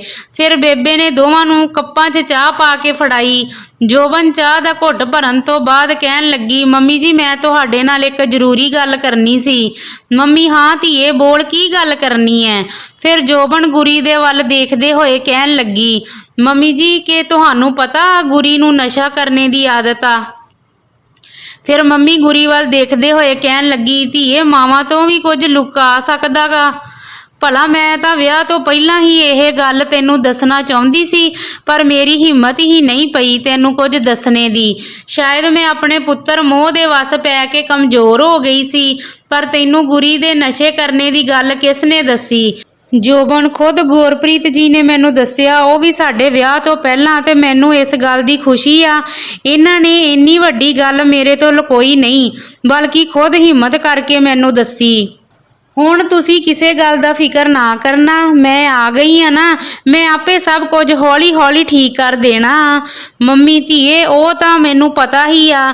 ਜਿਸ ਦਿਨ ਮੇਰੇ ਪੁੱਤ ਨੇ ਮੈਨੂੰ ਤੇਰੇ ਬਾਰੇ ਦੱਸਿਆ ਸੀ ਨਾ, ਪਹਿਲਾਂ ਤਾਂ ਮੈਂ ਵੀ ਥੋੜਾ ਘਬਰਾ ਗਈ ਸੀ, ਪਰ ਜਦ ਮੈਂ ਤੇਰੇ ਤੇ ਤੇਰੇ ਘਰਦਿਆਂ ਬਾਰੇ ਪਤਾ ਕੀਤਾ ਤਾਂ ਹਰ ਕਿਸੇ ਨੇ ਚੰਗਾ ਹੀ ਦੱਸਿਆ। ਤੇਰੀ ਸਿਫਤ ਤਾਂ ਹਰ ਕੋਈ ਕਰ ਰਿਹਾ ਸੀ। ਬਸ ਫਿਰ ਮੈਂ ਉਸੇ ਦਿਨ ਸੋਚ ਲਿਆ ਸੀ, ਇਹ ਕੁੜੀ ਨੂੰ ਮੈਂ ਆਪਣੀ ਨੂੰਹ ਨਹੀਂ, ਧੀ ਰਾਣੀ ਬਣਾ ਕੇ ਆਪਣੇ ਘਰ ਲੈ ਕੇ ਆਵਾਂਗੀ। ਹੁਣ ਤੂੰ ਹੀ ਮੇਰੇ ਪਰਿਵਾਰ ਨੂੰ ਸਾਂਭਣਾ ਏ। ਜੋਬਨ ਉਹਨਾਂ ਦਾ ਹੱਥ ਆਪਣੇ ਹੱਥ 'ਚ ਲੈ ਕੇ ਕਹਿਣ ਲੱਗੀ, ਮੰਮੀ ਜੀ ਮੈਂ ਸਭ ਕੁਝ ਸਾਂਭ ਲਵਾਂਗੀ ਜੇ ਤੁਸੀਂ ਮੇਰੇ ਨਾਲ ਹੋ। ਮੰਮੀ ਜੀ ਮੈਂ ਇੱਕ ਗੱਲ ਪੁੱਛਾਂ? ਮੰਮੀ, ਇੱਕ ਕਿਉਂ ਦੋ ਪੁੱਛ ਧੀਏ। ਜੋਬਨ, ਮੰਮੀ ਜੀ ਗੁਰਬਾਣੀ ਕਿਉਂ ਨਹੀਂ ਆਈ ਪੰਜਾਬ ਤੇ? ਆਹ ਤਾਰੋ ਭੂਆ ਤੇ ਜੈਰੀ ਹੁਣਾਂ ਦਾ ਕੀ ਮਸਲਾ ਏ? ਮੰਮੀ ਉਸ ਦੀ ਗੱਲ ਸੁਣ ਕੇ ਕਹਿਣ ਲੱਗੀ, ਧੀਏ ਹੁਣ ਤੇਰੇ ਤੋਂ ਕਾਹਦਾ ਪਰਦਾ? ਅਸਲ 'ਚ ਗੁਰਬਾਣੀ ਮੇਰੀ ਸਕੀ ਧੀ ਨਹੀਂ ਹੈ, ਉਹ ਤਾਂ ਗੁਰੀ ਦੇ ਪਾਪਾ ਦੇ ਕਿਸੇ ਦੋਸਤ ਦੀ ਬੇਟੀ ਹੈ। ਆਪਣੀ ਛੋਟੀ ਜਿਹੀ ਧੀ ਨੂੰ ਉਹ ਦਰਸ਼ਨ ਜੀ ਦੇ ਹੱਥਾਂ 'ਚ ਦੇ ਕੇ ਉਹ ਦੋਵੇਂ ਪਤੀ ਪਤਨੀ ਇਸ ਜਹਾਨ ਤੋਂ ਕੂਚ ਕਰ ਗਏ ਸਨ। ਮੈਂ ਗੁਰਬਾਣੀ ਤੇ ਆਪਣੇ ਪੁੱਤ 'ਚ ਕਦੇ ਕੋਈ ਫਰਕ ਨਹੀਂ ਕੀਤਾ। ਮੈਂ ਬਹੁਤ ਲਾਡ ਪਿਆਰ ਤੇ ਚਾਵਾਂ ਨਾਲ ਦੋਨਾਂ ਨੂੰ ਪਾਲਿਆ, ਪਰ ਗੁਰੀ ਦੀ ਭੂਆ ਹਮੇਸ਼ਾ ਉਸ ਦੇ ਮਨ 'ਚ ਸਾਡੇ ਖਿਲਾਫ ਜ਼ਹਿਰ ਭਰਦੀ ਰਹਿੰਦੀ ਸੀ। ਬਚਪਨ ਤੋਂ ਹੀ ਉਸ ਦੇ ਮਨ ਵਿੱਚ ਸਕੀ ਧੀ ਨਾ ਹੋਣ ਦਾ ਜ਼ਹਿਰ ਭਰ ਭਰ ਕੇ ਉਸਨੇ ਮੇਰੀ ਆਪਣੀ ਧੀ ਨੂੰ ਹੀ ਮੇਰੇ ਖਿਲਾਫ ਕਰ ਦਿੱਤਾ ਹੈ। ਹੁਣ ਹਾਲਾਤ ਇਹ ਆ ਕਿ ਮੇਰੀ ਆਪਣੀ ਧੀ ਨੂੰ ਮੇਰੀ ਕੋਈ ਵੀ ਚੰਗੀ ਗੱਲ ਜਾਂ ਸਲਾਹ ਵੀ ਜ਼ਹਿਰ ਬਰਾਬਰ ਲੱਗਦੀ ਹੈ। ਅੱਜ ਉਹ ਮੇਰੇ ਤੋਂ ਇੰਨੀ ਦੂਰ ਚਲੀ ਗਈ ਹੈ ਕਿ ਸ਼ਾਇਦ ਹੀ ਉਹ ਹੁਣ ਵਾਪਸ ਮੁੜੇ। ਜੋਬਨ, ਤੁਸੀਂ ਕਦੇ ਭੂਆ ਜੀ ਨਾਲ ਗੱਲ ਕਰਕੇ ਉਹਨਾਂ ਨੂੰ ਸਮਝਾਉਣ ਦੀ ਕੋਸ਼ਿਸ਼ ਨਹੀਂ ਕੀਤੀ ਕਿ ਉਹ ਇਹ ਸਭ ਕਿਉਂ ਕਰ ਰਹੇ ਹਨ? ਮੰਮੀ ਧੀਏ ਮੈਂ ਕੱਲੀ ਕੀ ਕਰਦੀ, ਮੈਨੂੰ ਇਹ ਚੁਸਤ ਚਲਾਕੀਆਂ ਨਹੀਂ ਆਉਂਦੀਆਂ ਨਾ। ਉਹ ਤਾਂ ਬਹੁਤ ਹੀ ਚਲਾਕ ਆ, ਆਪਣੇ ਪੈਰਾਂ ਤੇ ਪਾਣੀ ਤੱਕ ਵੀ ਨਹੀਂ ਪੈਣ ਦਿੰਦੀ। ਜੈਰੀ ਦਾ ਵੀ ਉਸਨੇ ਹੀ ਦਿਮਾਗ ਖਰਾਬ ਕਰਕੇ ਰੱਖਿਆ ਹੋਇਆ ਨਾ। ਭਲਾ ਜੇ ਦੋਵੇਂ ਭਰਾ ਰਲ ਕੇ ਮਿਹਨਤ ਕਰਨ ਤਾਂ ਕਿੰਨਾ ਚੰਗਾ ਹੋਵੇਗਾ। ਜੋਬਨ, ਉਹ ਤਾਂ ਇਹ ਗੱਲ ਹੈ ਮੰਮੀ ਜੀ। ਹੁਣ ਤੁਸੀਂ ਮੇਰੀ ਗੱਲ ਸੁਣੋ, ਮੈਂ ਉੱਥੇ ਜਾ ਕੇ ਤੁਹਾਨੂੰ ਜਿਵੇਂ ਕਹਾਂਗੀ ਨਾ ਤੁਸੀਂ ਉਵੇਂ ਹੀ ਕਰਨਾ। ਸਭ ਤੋਂ ਜ਼ਰੂਰੀ ਗੱਲ, ਇੱਕ ਮਾਂ ਨੂੰ ਤੇ ਇੱਕ ਭਰਾ ਨੂੰ ਆਪਣਾ ਦਿਲ ਮਜ਼ਬੂਤ ਕਰਨਾ ਪੈਣਾ, ਕਿਉਂਕਿ ਸ਼ਾਇਦ ਹੋ ਸਕਦਾ ਮੈਨੂੰ ਇਸ ਮਾਮਲੇ 'ਚ ਕੁਝ ਜ਼ਿਆਦਾ ਹੀ ਸਖਤੀ ਵਰਤਣੀ ਪਵੇ, ਜਾਂ ਇਹ ਵੀ ਹੋ ਸਕਦਾ ਕਿ ਮੈਂ ਕਦੇ ਭੂਆ ਜੀ ਗੁਰਬਾਣੀ ਨੂੰ ਉੱਚਾ ਨੀਵਾਂ ਵੀ ਬੋਲ ਦੇਵਾਂ, ਤਾਂ ਉਸ ਲਈ ਮੈਂ ਪਹਿਲਾਂ ਹੀ ਮਾਫੀ ਮੰਗਦੀ ਹਾਂ। ਅੱਜ ਤੁਹਾਡੀ ਇਹ ਧੀ ਤੁਹਾਡੇ ਲਈ ਇੱਕ ਵਾਅਦਾ ਕਰਦੀ ਆ ਕਿ ਮੈਂ ਤੁਹਾਨੂੰ ਤੁਹਾਡੀ ਧੀ ਨਾਲ ਇੱਕ ਦਿਨ ਜ਼ਰੂਰ ਮਿਲਾਵਾਂਗੀ। ਇੰਨੀ ਗੱਲ ਸੁਣ ਕੇ ਉਸ ਦੀ ਮੰਮੀ ਨੇ ਜੋਬਨ ਨੂੰ ਘੁੱਟ ਕੇ ਆਪਣੇ ਗਲ ਨਾਲ ਲਗਾ ਕੇ ਕਹਿਣ ਲੱਗੀ, ਬਸ ਧੀਏ ਮੈਨੂੰ ਤੇਰੇ ਤੋਂ ਆਹੀ ਉਮੀਦ ਸੀ, ਹੁਣ ਸਭ ਕੁਝ ਤੂੰ ਹੀ ਕਰਨਾ ਏ। ਉਸ ਤੋਂ ਕੁਝ ਦੇਰ ਬਾਅਦ ਗੁਰੀ ਕਹਿਣ ਲੱਗਾ, ਬੇਬੇ ਜੇ ਤੁਹਾਡਾ ਸੱਸ ਨੂੰ ਦਾ ਪਿਆਰ ਹੋ ਗਿਆ ਹੋਵੇ ਤਾਂ ਆਪਾਂ ਹੁਣ ਚੱਲਣਾ ਚਾਹੀਦਾ ਜੋਬਨ ਦੇ ਘਰ। ਬਈ ਉਸ ਦਾ ਜੀ ਕਰਦਾ ਹੋਣਾ ਸਭ ਨੂੰ ਮਿਲਣ ਲਈ। ਮੰਮੀ ਪੁੱਤ ਅਸੀਂ ਤਾਂ ਮਾਵਾਂ ਧੀਆਂ, ਚੱਲ ਉੱਠ ਧੀਏ ਫਿਰ ਚੱਲੀਏ, ਆਪਾਂ ਤਾਂ ਬਾਹਰ ਦਿਨ ਵੀ ਕਿੰਨਾ ਨਿਕਲ ਆਇਆ। ਫਿਰ ਉਹ ਸਾਰੇ ਉੱਠ ਕੇ ਬਾਹਰ ਵੱਲ ਨੂੰ ਚੱਲ ਪਏ। ਸਾਰੇ ਆ ਕੇ ਗੱਡੀ 'ਚ ਬੈਠ ਗਏ ਤੇ ਚੱਲ ਪਏ ਜੋਬਨ ਦੇ ਘਰ ਵੱਲ ਨੂੰ। ਘੰਟੇ ਕੁ ਬਾਅਦ ਉਹ ਜੋਬਨ ਦੇ ਘਰ ਪਹੁੰਚ ਗਏ। ਜਦ ਉਹ ਗੱਡੀ 'ਚੋਂ ਉਤਰ ਕੇ ਵਿਹੜੇ 'ਚ ਆਏ ਤਾਂ ਜੋਬਨ ਭੱਜ ਕੇ ਆਪਣੀ ਬੇਬੇ ਨੂੰ ਮਿਲੀ ਤੇ ਫਿਰ ਆਪਣੀਆਂ ਭੈਣਾਂ ਨੂੰ ਮਿਲੀ। ਉਸ ਤੋਂ ਬਾਅਦ ਆਪਣੇ ਬਾਪੂ ਨੂੰ ਮਿਲੀ। ਬਚਨ ਸਿੰਘ ਉਹਨਾਂ ਨੂੰ ਆਦਰ ਸਤਿਕਾਰ ਨਾਲ ਅੰਦਰ ਕਮਰੇ 'ਚ ਬਿਠਾ ਤੇ ਚਾਹ ਪਾਣੀ ਪਿਲਾਇਆ। ਦੁਪਹਿਰੋਂ ਬਾਅਦ ਜੋਬਨ ਦੀਆਂ ਚਾਚੀਆਂ ਤਾਈਆਂ ਸਭ ਉਸ ਨੂੰ ਤੇ ਉਸਦੇ ਪਰਿਵਾਰ ਨੂੰ ਮਿਲਣ ਆਈਆਂ। ਦੁਪਹਿਰ ਦਾ ਰੋਟੀ ਪਾਣੀ ਜੋਬਨ ਨੇ ਆਪ ਤਿਆਰ ਕਰਿਆ। ਉਸ ਦੀਆਂ ਦੋਨੇ ਭੈਣਾਂ ਉਸਦੇ ਕੋਲ ਹੀ ਖੜੀਆਂ ਸਨ। ਰੋਟੀ ਵੇਲਦੀ ਹੋਏ ਜੋਬਨ ਉਹਨਾਂ ਨੂੰ ਕਹਿਣ ਲੱਗੀ, ਤੁਸੀਂ ਦੋਵੇਂ ਮੈਨੂੰ ਹੁਣ ਦੇਖੀ ਹੀ ਜਾਓਗੀਆਂ ਜਾਂ ਕੋਈ ਗੱਲ ਵੀ ਕਰੋਗੀਆਂ? ਉਸ ਦੀ ਗੱਲ ਸੁਣ ਕੇ ਹਰਲੀਨ ਕਹਿਣ ਲੱਗੀ, ਦੀਦੀ ਤੁਹਾਡੇ ਬਾਹਾਂ ਦਾ ਪਾਇਆ ਚੂੜਾ ਕਿੰਨਾ ਸੋਹਣਾ ਲੱਗਦਾ, ਮੈਨੂੰ ਕਦ ਮਿਲੇਗਾ ਇਦਾਂ ਦਾ ਸੋਹਣਾ ਜਿਹਾ ਚੂੜਾ? ਉਸ ਦੀ ਗੱਲ ਸੁਣ ਕੇ ਜੋਬਨ ਹੱਸਦੀ ਹੋਈ ਕਹਿਣ ਲੱਗੀ, ਕਮਲੀਏ ਇਹ ਮਿਲਦਾ ਨਹੀਂ ਹੁੰਦਾ, ਇਹ ਵਿਆਹੀ ਹੋਈ ਕੁੜੀ ਦੇ ਸੁਹਾਗ ਦੀ ਨਿਸ਼ਾਨੀ ਹੁੰਦੀ ਆ ਜੋ ਵਿਆਹ ਤੇ ਉਸ ਦੀਆਂ ਬਾਹਾਂ 'ਚ ਪਾਇਆ ਜਾਂਦਾ। ਜੈਸਮੀਨ, ਮਤਲਬ ਦੀਦੀ ਕੱਲ ਨੂੰ ਜਦ ਸਾਡਾ ਵਿਆਹ ਹੋਵੇਗਾ ਤਾਂ ਅਸੀਂ ਵੀ ਇਦਾਂ ਦਾ ਸੋਹਣਾ ਜਿਹਾ ਚੂੜਾ ਪਾਵਾਂਗੀਆਂ। ਜੋਬਨ, ਲੈ ਤਾਂ ਮੇਰੀਆਂ ਚੂਹੀਆਂ ਜਿਹੀਆਂ ਨੂੰ ਅੱਜ ਚੂੜਾ ਦੇਖ ਕੇ ਬੜੇ ਆਪਣੇ ਵਿਆਹ ਦੇ ਖਿਆਲ ਆ ਰਹੇ ਨੇ। ਤੁਸੀਂ ਦੋਵੇਂ ਪਹਿਲਾਂ ਪੜ੍ਹ ਲਿਖ ਕੇ ਕੁਝ ਬਣ ਤਾਂ ਜਾਓ, ਤੁਹਾਡੇ ਦੋਵਾਂ ਦੇ ਵਿਆਹ ਤਾਂ ਮੈਂ ਆਪੇ ਹੀ ਕਰਵਾ ਦੇਣੇ ਆ। ਹੋਰ ਪੜ੍ਹਾਈ ਕਿੱਦਾਂ ਚੱਲ ਰਹੀ ਆ ਤੁਹਾਡੀ? ਦੋਵਾਂ ਦੀ ਬੇਬੇ ਬਾਪੂ ਨੂੰ ਤੰਗ ਤਾਂ ਨਹੀਂ ਕਰਦੀਆਂ? ਨਾ ਜੋ ਕੁਝ ਮੈਂ ਸਿਖਾਇਆ ਨਾ ਉਹ ਕਦੇ ਭੁੱਲਣਾ ਨਹੀਂ ਤੁਸੀਂ ਦੋਵਾਂ ਨੇ। ਪੜ੍ਹ ਲਿਖ ਕੇ ਕੁਝ ਬਣ ਕੇ ਬਾਪੂ ਦਾ ਨਾਮ ਰੌਸ਼ਨ ਕਰਨਾ। ਇਸ ਤੇ ਦੋਵੇਂ ਕਹਿਣ ਲੱਗੀਆਂ, ਹਾਂਜੀ ਦੀਦੀ ਸਾਨੂੰ ਸਭ ਯਾਦ ਆ, ਅਸੀਂ ਤੁਹਾਡਾ ਸੁਪਨਾ ਪੂਰਾ ਕਰਾਂਗੀਆਂ।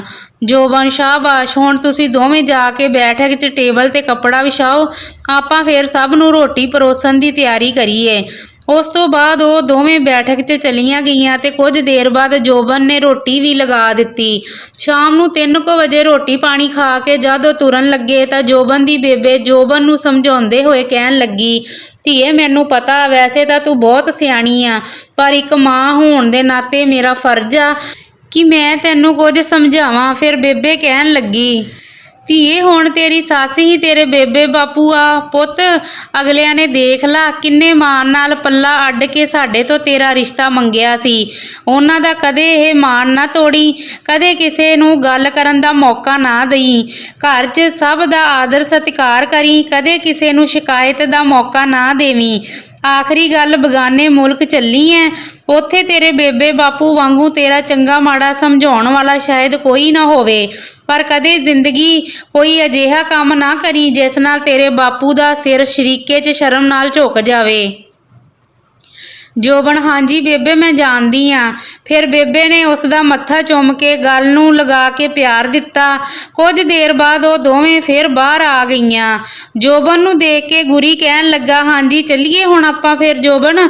ਜੋਬਨ ਨੇ ਹਾਂਜੀ ਕਹਿ ਕੇ ਆਪਣੀਆਂ ਭੈਣਾਂ ਨੂੰ ਗਲ ਨਾਲ ਲਗਾ ਕੇ ਪਿਆਰ ਦਿੱਤਾ। ਆਖਰ 'ਚ ਉਸ ਦਾ ਬਾਪੂ ਨੇ ਸਿਰ ਪਲੋਸ ਕੇ ਪਿਆਰ ਦਿੱਤਾ। ਗੁਰੀ ਨੇ ਹਰਲੀਨ ਤੇ ਜੈਸਮੀਨ ਦੋਵਾਂ ਨੂੰ ਪਿਆਰ ਵਾਜੋ ਕੁਝ ਪੈਸੇ ਦਿੱਤੇ। ਫਿਰ ਉਹ ਸਾਰੇ ਬਾਹਰ ਗਲੀ ਆ ਕੇ ਗੱਡੀ 'ਚ ਬੈਠ ਗਏ। ਜੋਬਨ ਦੇ ਬੇਬੇ ਬਾਪੂ ਨੇ ਉਹਨਾਂ ਨੂੰ ਸਭ ਨੂੰ ਹੱਥ ਜੋੜ ਕੇ ਵਿਦਾ ਕੀਤਾ। 1.5 ਕੁ ਘੰਟੇ ਬਾਅਦ ਉਹ ਸਾਰੇ ਆਪਣੇ ਘਰ ਪਹੁੰਚ ਗਏ। ਉਸ ਤੋਂ ਬਾਅਦ ਉਹ ਸਾਰੇ ਆਰਾਮ ਕਰਨ ਲਈ ਆਪੋ ਆਪਣੇ ਕਮਰਿਆਂ 'ਚ ਚਲੇ ਗਏ। ਗੁਰੀ ਜੋਬਨ ਨੂੰ ਸੋਫੇ ਤੇ ਚੁੱਪਚਾਪ ਜਿਹੀ ਬੈਠੀ ਦੇਖ ਕੇ ਉਸਦੇ ਕੋਲ ਬੈਠਦੇ ਹੋਏ ਕਹਿਣ ਲੱਗਾ, ਕੀ ਗੱਲ ਹੋ ਗਈ ਜੀ ਮੇਰੀ ਸਰਦਾਰਨੀ ਨੂੰ? ਇੰਜ ਚੁੱਪ ਕਿਉਂ ਬੈਠੀ ਐ? ਜੋਬਨ ਬਿਨਾਂ ਕੁਝ ਕਹੇ ਗੁਰੀ ਦੇ ਗਲ ਨਾਲ ਲੱਗ ਕੇ ਰੋਣ ਲੱਗ ਪਈ। ਉਸ ਨੂੰ ਰੋਂਦੀ ਦੇਖ ਕੇ ਗੁਰੀ ਕਹਿਣ ਲੱਗਾ, ਜੋਬਨ ਕੀ ਹੋਇਆ, ਤੂੰ ਰੋ ਕਿਉਂ ਰਹੀ ਐ? ਕਿਸੇ ਨੇ ਤੈਨੂੰ ਕੁਝ ਕਿਹਾ? ਫਿਰ ਜੋਬਨ ਆਪਣੇ ਹੰਝੂ ਪੂੰਝਦੀ ਹੋਈ ਕਹਿਣ ਲੱਗੀ, ਗੁਰਪ੍ਰੀਤ ਜੀ ਅੱਜ ਮੈਂ ਬਹੁਤ ਖੁਸ਼ ਹਾਂ, ਮੇਰੇ ਮਾਪਿਆਂ ਨੂੰ ਇੰਨਾ ਖੁਸ਼ ਦੇਖ ਕੇ ਮੈਨੂੰ ਤਾਂ ਆਪਣੇ ਸਾਰੇ ਹੀ ਦੁੱਖ ਭੁੱਲ ਗਏ ਨੇ। ਮੈਂ ਤਾਂ ਕਦੇ ਸੋਚਿਆ ਵੀ ਨਹੀਂ ਸੀ ਮੇਰੇ ਵਰਗੀ ਦੇ ਨਸੀਬ 'ਚ ਰੱਬ ਇੰਨੀਆਂ ਖੁਸ਼ੀਆਂ ਲਿਖੀ ਬੈਠਾ। ਗੁਰੀ, ਜੋਬਨ ਹਾਲੇ ਤਾਂ ਤੂੰ ਬਸ ਸ਼ੁਰੂਆਤ ਆ, ਮੈਂ ਤਾਂ ਤੈਨੂੰ ਸਾਰੇ ਜਹਾਨ ਦੀਆਂ ਖੁਸ਼ੀਆਂ ਦੇਣੀਆਂ ਨੇ। ਮੇਰਾ ਜੇ ਵੱਸ ਚੱਲੇ ਨਾ ਤਾਂ ਇਹ ਚੰਨ ਤਾਰੇ ਤੋੜ ਕੇ ਤੇਰੀ ਝੋਲੀ 'ਚ ਪਾ ਦੇਵਾਂ। ਜੋਬਨ, ਮੈਨੂੰ ਕੋਈ ਚੰਨ ਤਾਰੇ ਨਹੀਂ ਚਾਹੀਦੇ, ਮੈਨੂੰ ਤਾਂ ਬਸ ਸਾਰੀ ਉਮਰ ਲਈ ਤੁਹਾਡਾ ਸਾਥ ਚਾਹੀਦਾ। ਰੱਬ ਕਰੇ ਮੇਰੀ ਸਾਰੀ ਉਮਰ ਇੰਜ ਹੀ ਤੁਹਾਡੇ ਸੀਨੇ ਨਾਲ ਲੱਗੀ ਦੀ ਗੁਜ਼ਰ ਜਾਵੇ। ਗੁਰੀ ਅੱਛਾ ਜੀ, ਜੇ ਸਾਰੀ ਉਮਰ ਮੇਰੇ ਸੀਨੇ ਨਾਲ ਹੀ ਲੱਗੇ ਰਹੋਗੇ ਤਾਂ ਫਿਰ ਸਾਡੇ ਬੱਚਿਆਂ ਨੂੰ ਕੌਣ ਸਾਂਭੇਗਾ।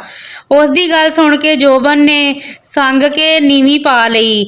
ਗੁਰੀ ਬਸ ਆਹੀ ਤੇਰੀਆਂ ਸੰਗਾਂ ਸ਼ਰਮਾਂ ਮੈਨੂੰ ਲੁੱਟ ਲੈਂਦੀਆਂ ਨੇ। ਜੋਬਨ ਆਪਣਾ ਮੂੰਹ ਤਾਂ ਉੱਪਰ ਨੂੰ ਚੱਕੋ, ਪਰ ਜੋਬਨ ਨੇ ਸੰਗਦੀ ਨੇ ਜਦ ਮੂੰਹ ਉੱਪਰ ਨੂੰ ਨਾ ਚੱਕਿਆ ਤਾਂ ਗੁਰੀ ਨੇ ਉਸਦਾ ਮੂੰਹ ਆਪਣੇ ਹੱਥ 'ਚ ਲੈਂਦੇ ਹੋਏ ਕਹਿਣ ਲੱਗਾ, ਯਾਰ ਕੀ ਹੋਇਆ, ਹੁਣ ਜਦ ਸਾਡਾ ਵਿਆਹ ਹੋਇਆ ਤਾਂ ਜ਼ਾਹਿਰ ਜਿਹੀ ਗੱਲ ਹੈ ਬੱਚੇ ਵੀ ਹੋਣਗੇ ਨਾ। ਜੋਬਨ ਝਿਜਕਦੇ ਹੋਏ, ਮੈਂ ਹਾਲੇ ਇਦਾਂ ਦਾ ਕੁਝ ਨਹੀਂ ਸੋਚਿਆ। ਗੁਰੀ, ਫਿਰ ਮੈਂ ਕਿਹੜਾ ਕਹਿ ਰਿਹਾ ਤੁਸੀਂ ਮੈਨੂੰ ਅੱਜ ਹੀ ਸਾਡਾ ਬੱਚਾ ਦਿਓ, ਕਹਿ ਕੇ ਹੱਸਣ ਲੱਗ ਪੈਂਦਾ। ਫਿਰ ਜੋਬਨ ਉਸਦੇ ਮਾਰਦੇ ਹੋਏ ਕਹਿਣ ਲੱਗੀ, ਤੁਸੀਂ ਨਾ ਸ਼ਰਾਰਤਾਂ ਘੱਟ ਕਰਿਆ ਕਰੋ, ਕਹਿ ਕੇ ਉਸਦੇ ਗਲ ਨਾਲ ਲੱਗ ਗਈ। ਫਿਰ ਗੁਰੀ ਨੇ ਹੱਸਦੇ ਹੋਏ ਨੇ ਜੋਬਨ ਦਾ ਮੱਥਾ ਚੁੰਮ ਕੇ ਉਸਨੂੰ ਆਪਣੀਆਂ ਬਾਹਾਂ 'ਚ ਭਰ ਲਿਆ। ਏਦਾਂ ਹੀ ਦਿਨ ਹੱਸੀ ਖੁਸ਼ੀ ਬੀਤਣ ਲੱਗੇ। ਦੇਖਦੇ ਦੇਖਦੇ ਕਦ ਗੁਰੀ ਤੇ ਜੋਬਨ ਦੇ ਵਿਆਹ ਨੂੰ 2 ਮਹੀਨੇ ਹੋ ਗਏ, ਪਤਾ ਹੀ ਨਾ ਲੱਗਿਆ। ਹੁਣ ਤੱਕ ਜੋਬਨ ਦਾ ਵੀਜ਼ਾ ਵੀ ਆ ਗਿਆ ਸੀ। ਉਹਨਾਂ ਨੇ ਸਾਰੀਆਂ ਤਿਆਰੀਆਂ ਵੀ ਕਰ ਲਈਆਂ ਸਨ। ਅੱਜ ਉਹ ਸਾਰੇ ਜੋਬਨ ਦੇ ਘਰਦਿਆਂ ਨੂੰ ਮਿਲਣ ਆਏ ਹੋਏ ਸਨ। ਜੋਬਨ ਦੇ ਬੇਬੇ ਬਾਪੂ ਨੇ ਉਹਨਾਂ ਦੋਵਾਂ ਨੂੰ ਢੇਰ ਸਾਰਾ ਪਿਆਰ ਤੇ ਆਸ਼ੀਰਵਾਦ ਦਿੱਤਾ। ਸ਼ਾਮ ਨੂੰ ਜਦ ਸਾਰਿਆਂ ਨੂੰ ਮਿਲ ਕੇ ਜੋਬਨ ਆਪਣੇ ਘਰੋਂ ਬਾਹਰ ਨੂੰ ਤੁਰਨ ਲੱਗੀ ਤਾਂ ਮੱਲੋ ਮੱਲੀ ਉਸ ਦੀਆਂ ਅੱਖਾਂ 'ਚ ਹੰਝੂ ਆ ਗਏ। ਪਰ ਉਸਨੇ ਦਿਲ ਤਕੜਾ ਕਰਕੇ ਆਪਣੇ ਹੰਝੂ ਫਟਾਫਟ ਪੂੰਝੇ। ਫਿਰ ਜਾ ਕੇ ਗੱਡੀ 'ਚ ਬੈਠ ਗਈ ਤੇ ਜਾਂਦੀ ਵਾਰੀ ਦਾ ਸਭ ਨੂੰ ਹੱਥ ਹਿਲਾ ਕੇ ਬਾਏ ਕੀਤਾ। ਫਿਰ ਗੁਰੀ ਨੇ ਗੱਡੀ ਤੋਰ ਲਈ। ਜਦ ਉਹ ਗਲੀ ਦੇ ਮੋੜ ਤੇ ਪਹੁੰਚੇ ਤਾਂ ਜੋਬਨ ਨੇ ਜੋਤ ਖੜੀ ਦੇਖ ਕੇ ਗੁਰੀ ਨੂੰ ਗੱਡੀ ਰੋਕਣ ਨੂੰ ਕਿਹਾ। ਉਹ ਗੱਡੀ 'ਚੋਂ ਉਤਰ ਕੇ ਜੋਤ ਦੇ ਗਲ ਨਾਲ ਲੱਗ ਕੇ ਫੁੱਟ ਫੁੱਟ ਕੇ ਰੋਂਦੀ ਹੋਈ ਕਹਿਣ ਲੱਗੀ, ਦੇਖ ਲਾੜੀਏ, ਤੇਰੀ ਗੱਲ ਅੱਜ ਸੱਚੀ ਹੋ ਗਈ। ਮੈਂ ਬਾਹਰਲੇ ਮੁੰਡੇ ਨਾਲ ਵਿਆਹੀ ਗਈ ਤੇ ਅੱਜ ਰਾਤ ਨੂੰ ਮੈਂ ਸਦਾ ਲਈ ਇੱਥੋਂ ਉਡਾਰੀ ਮਾਰ ਜਾਣਾ ਏ। ਜੋਤ, ਮੈਂ ਤੈਨੂੰ ਬਹੁਤ ਯਾਦ ਕਰਾਂਗੀ, ਮੈਂ ਤੈਨੂੰ ਕਦੇ ਵੀ ਭੁੱਲ ਨਹੀਂ ਪਾਵਾਂਗੀ। ਜੋਤ, ਜੋਬਨ, ਮੈਂ ਵੀ ਤੈਨੂੰ ਬਹੁਤ ਮਿਸ ਕਰਾਂਗੀ। ਦੇਖੀ ਕਿਤੇ ਆਪਣੀ ਇਸ ਕਮਲੀ ਜਿਹੀ ਸਹੇਲੀ ਨੂੰ ਭੁੱਲ ਨਾ ਜਾਈਂ। ਮੇਰੇ ਵੀਰੇ ਦਾ ਤਾਂ ਉਸ ਦੇ ਪਰਿਵਾਰ ਦਾ ਖਿਆਲ ਰੱਖੀ। ਮੈਂ ਤੈਨੂੰ ਇੱਕ ਦਿਨ ਮਿਲਣ ਜ਼ਰੂਰ ਆਵਾਂਗੀ।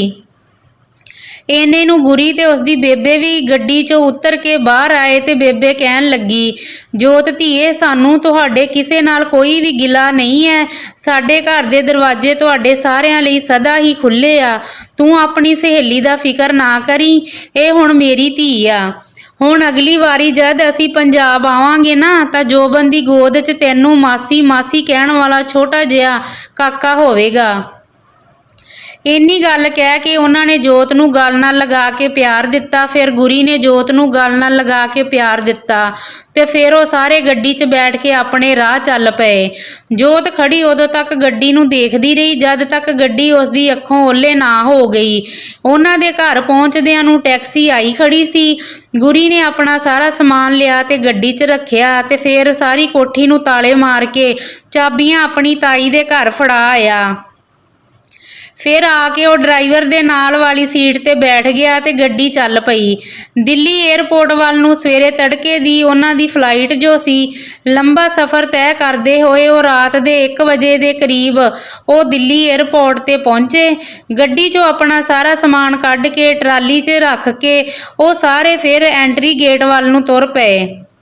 ਉਹਨਾਂ ਨੇ ਜਾ ਕੇ ਖਿੜਕੀ ਤੇ ਆਪਣਾ ਸਮਾਨ ਜਮ੍ਹਾਂ ਕਰਵਾਇਆ ਤੇ ਟਿਕਟਾਂ ਲੈ ਕੇ ਗੇਟ ਨੰਬਰ 11 ਵੱਲ ਨੂੰ ਚੱਲ ਪਏ। ਜੋਬਨ ਪਹਿਲੀ ਵਾਰੀ ਇਕੱਲੀ ਘਰ ਤੋਂ ਇੰਨੀ ਦੂਰ ਆਈ ਸੀ। ਉਹ ਤਾਂ ਬਸ ਆਸੇ-ਪਾਸੇ ਦਾ ਰੌਣਕ ਮੇਲਾ ਦੇਖਦੀ ਹੋਈ ਤੁਰੀ ਜਾ ਰਹੀ ਸੀ। ਫਿਰ ਉਹ ਸਾਰੇ ਆ ਕੇ ਵੇਟਿੰਗ ਹਾਲ 'ਚ ਬੈਠ ਗਏ। ਸਾਹਮਣੇ ਸਕਰੀਨ ਉੱਤੇ ਫਲਾਈਟਾਂ ਦੀ ਜਾਣਕਾਰੀ ਸ਼ੋਅ ਹੋ ਰਹੀ ਸੀ। ਕੁਝ ਦੇਰ ਬਾਅਦ ਗੁਰੀ ਆਪਣੇ ਬੈਗ 'ਚੋਂ ਪਾਣੀ ਦੀ ਬੋਤਲ ਕੱਢ ਕੇ ਜੋਬਨ ਵੱਲ ਵਧਾਉਂਦੇ ਹੋਏ ਕਹਿਣ ਲੱਗਾ, ਜੋਬਨ, ਕੀ ਸੋਚੀ ਜਾ ਰਹੇ ਹੋ? ਆਹ ਲਓ, ਫੜੋ, ਪਾਣੀ ਪੀਓ। ਜੋਬਨ ਪਾਣੀ ਦੀ ਬੋਤਲ ਫੜਦੇ ਹੋਏ ਕਹਿਣ ਲੱਗੀ, ਮੈਂ ਤਾਂ ਬਸ ਆਸੇ-ਪਾਸੇ ਦਾ ਮਾਹੌਲ ਦੇਖ ਰਹੀ ਸੀ। ਪਹਿਲੀ ਵਾਰੀ ਘਰ ਤੋਂ ਇੰਨੀ ਦੂਰ ਆਈ ਆ। ਨਾ ਤਾਂ ਕਰਕੇ ਇਹ ਲੋਕਾਂ ਦੀ ਇੰਨੀ ਭੀੜ, ਸਭ ਕੁਝ ਬਹੁਤ ਅਜੀਬ ਜਿਹਾ ਲੱਗ ਰਿਹਾ ਹੈ। ਗੁਰੀ, ਕੋਈ ਗੱਲ ਨਹੀਂ, ਪਹਿਲਾਂ ਪਹਿਲਾਂ ਹੁੰਦਾ, ਹੌਲੀ ਹੌਲੀ ਤੈਨੂੰ ਵੀ ਇਸ ਸਭ ਦੀ ਆਦਤ ਹੋ ਜਾਏਗੀ। ਇੰਨੇ ਨੂੰ ਉਹਨਾਂ ਦੀ ਫਲਾਈਟ ਦੀ ਅਨਾਉਂਸਮੈਂਟ ਹੋਣ ਲੱਗ ਪਈ। ਫਿਰ ਉਹ ਸਾਰੇ ਉੱਠ ਕੇ ਗੇਟ ਵੱਲ ਨੂੰ ਚੱਲ ਪਏ। ਜਹਾਜ਼ ਦੇ ਅੰਦਰ ਆ ਕੇ ਗੁਰੀ ਨੇ ਆਪਣਾ ਸਮਾਨ ਉੱਪਰ ਰੱਖ ਦਿੱਤਾ ਤੇ ਫਿਰ ਜੋਬਨ ਨੂੰ ਵਿੰਡੋ ਸੀਟ ਵੱਲ ਬਿਠਾ ਦਿੱਤਾ। ਉਸ ਦੇ ਨਾਲ ਆਪ ਬੈਠ ਗਿਆ। ਨਾਲ ਵਾਲੀ ਸੀਟ ਤੇ ਉਸਦੇ ਬੇਬੇ ਜੀ ਬੈਠ ਗਈ।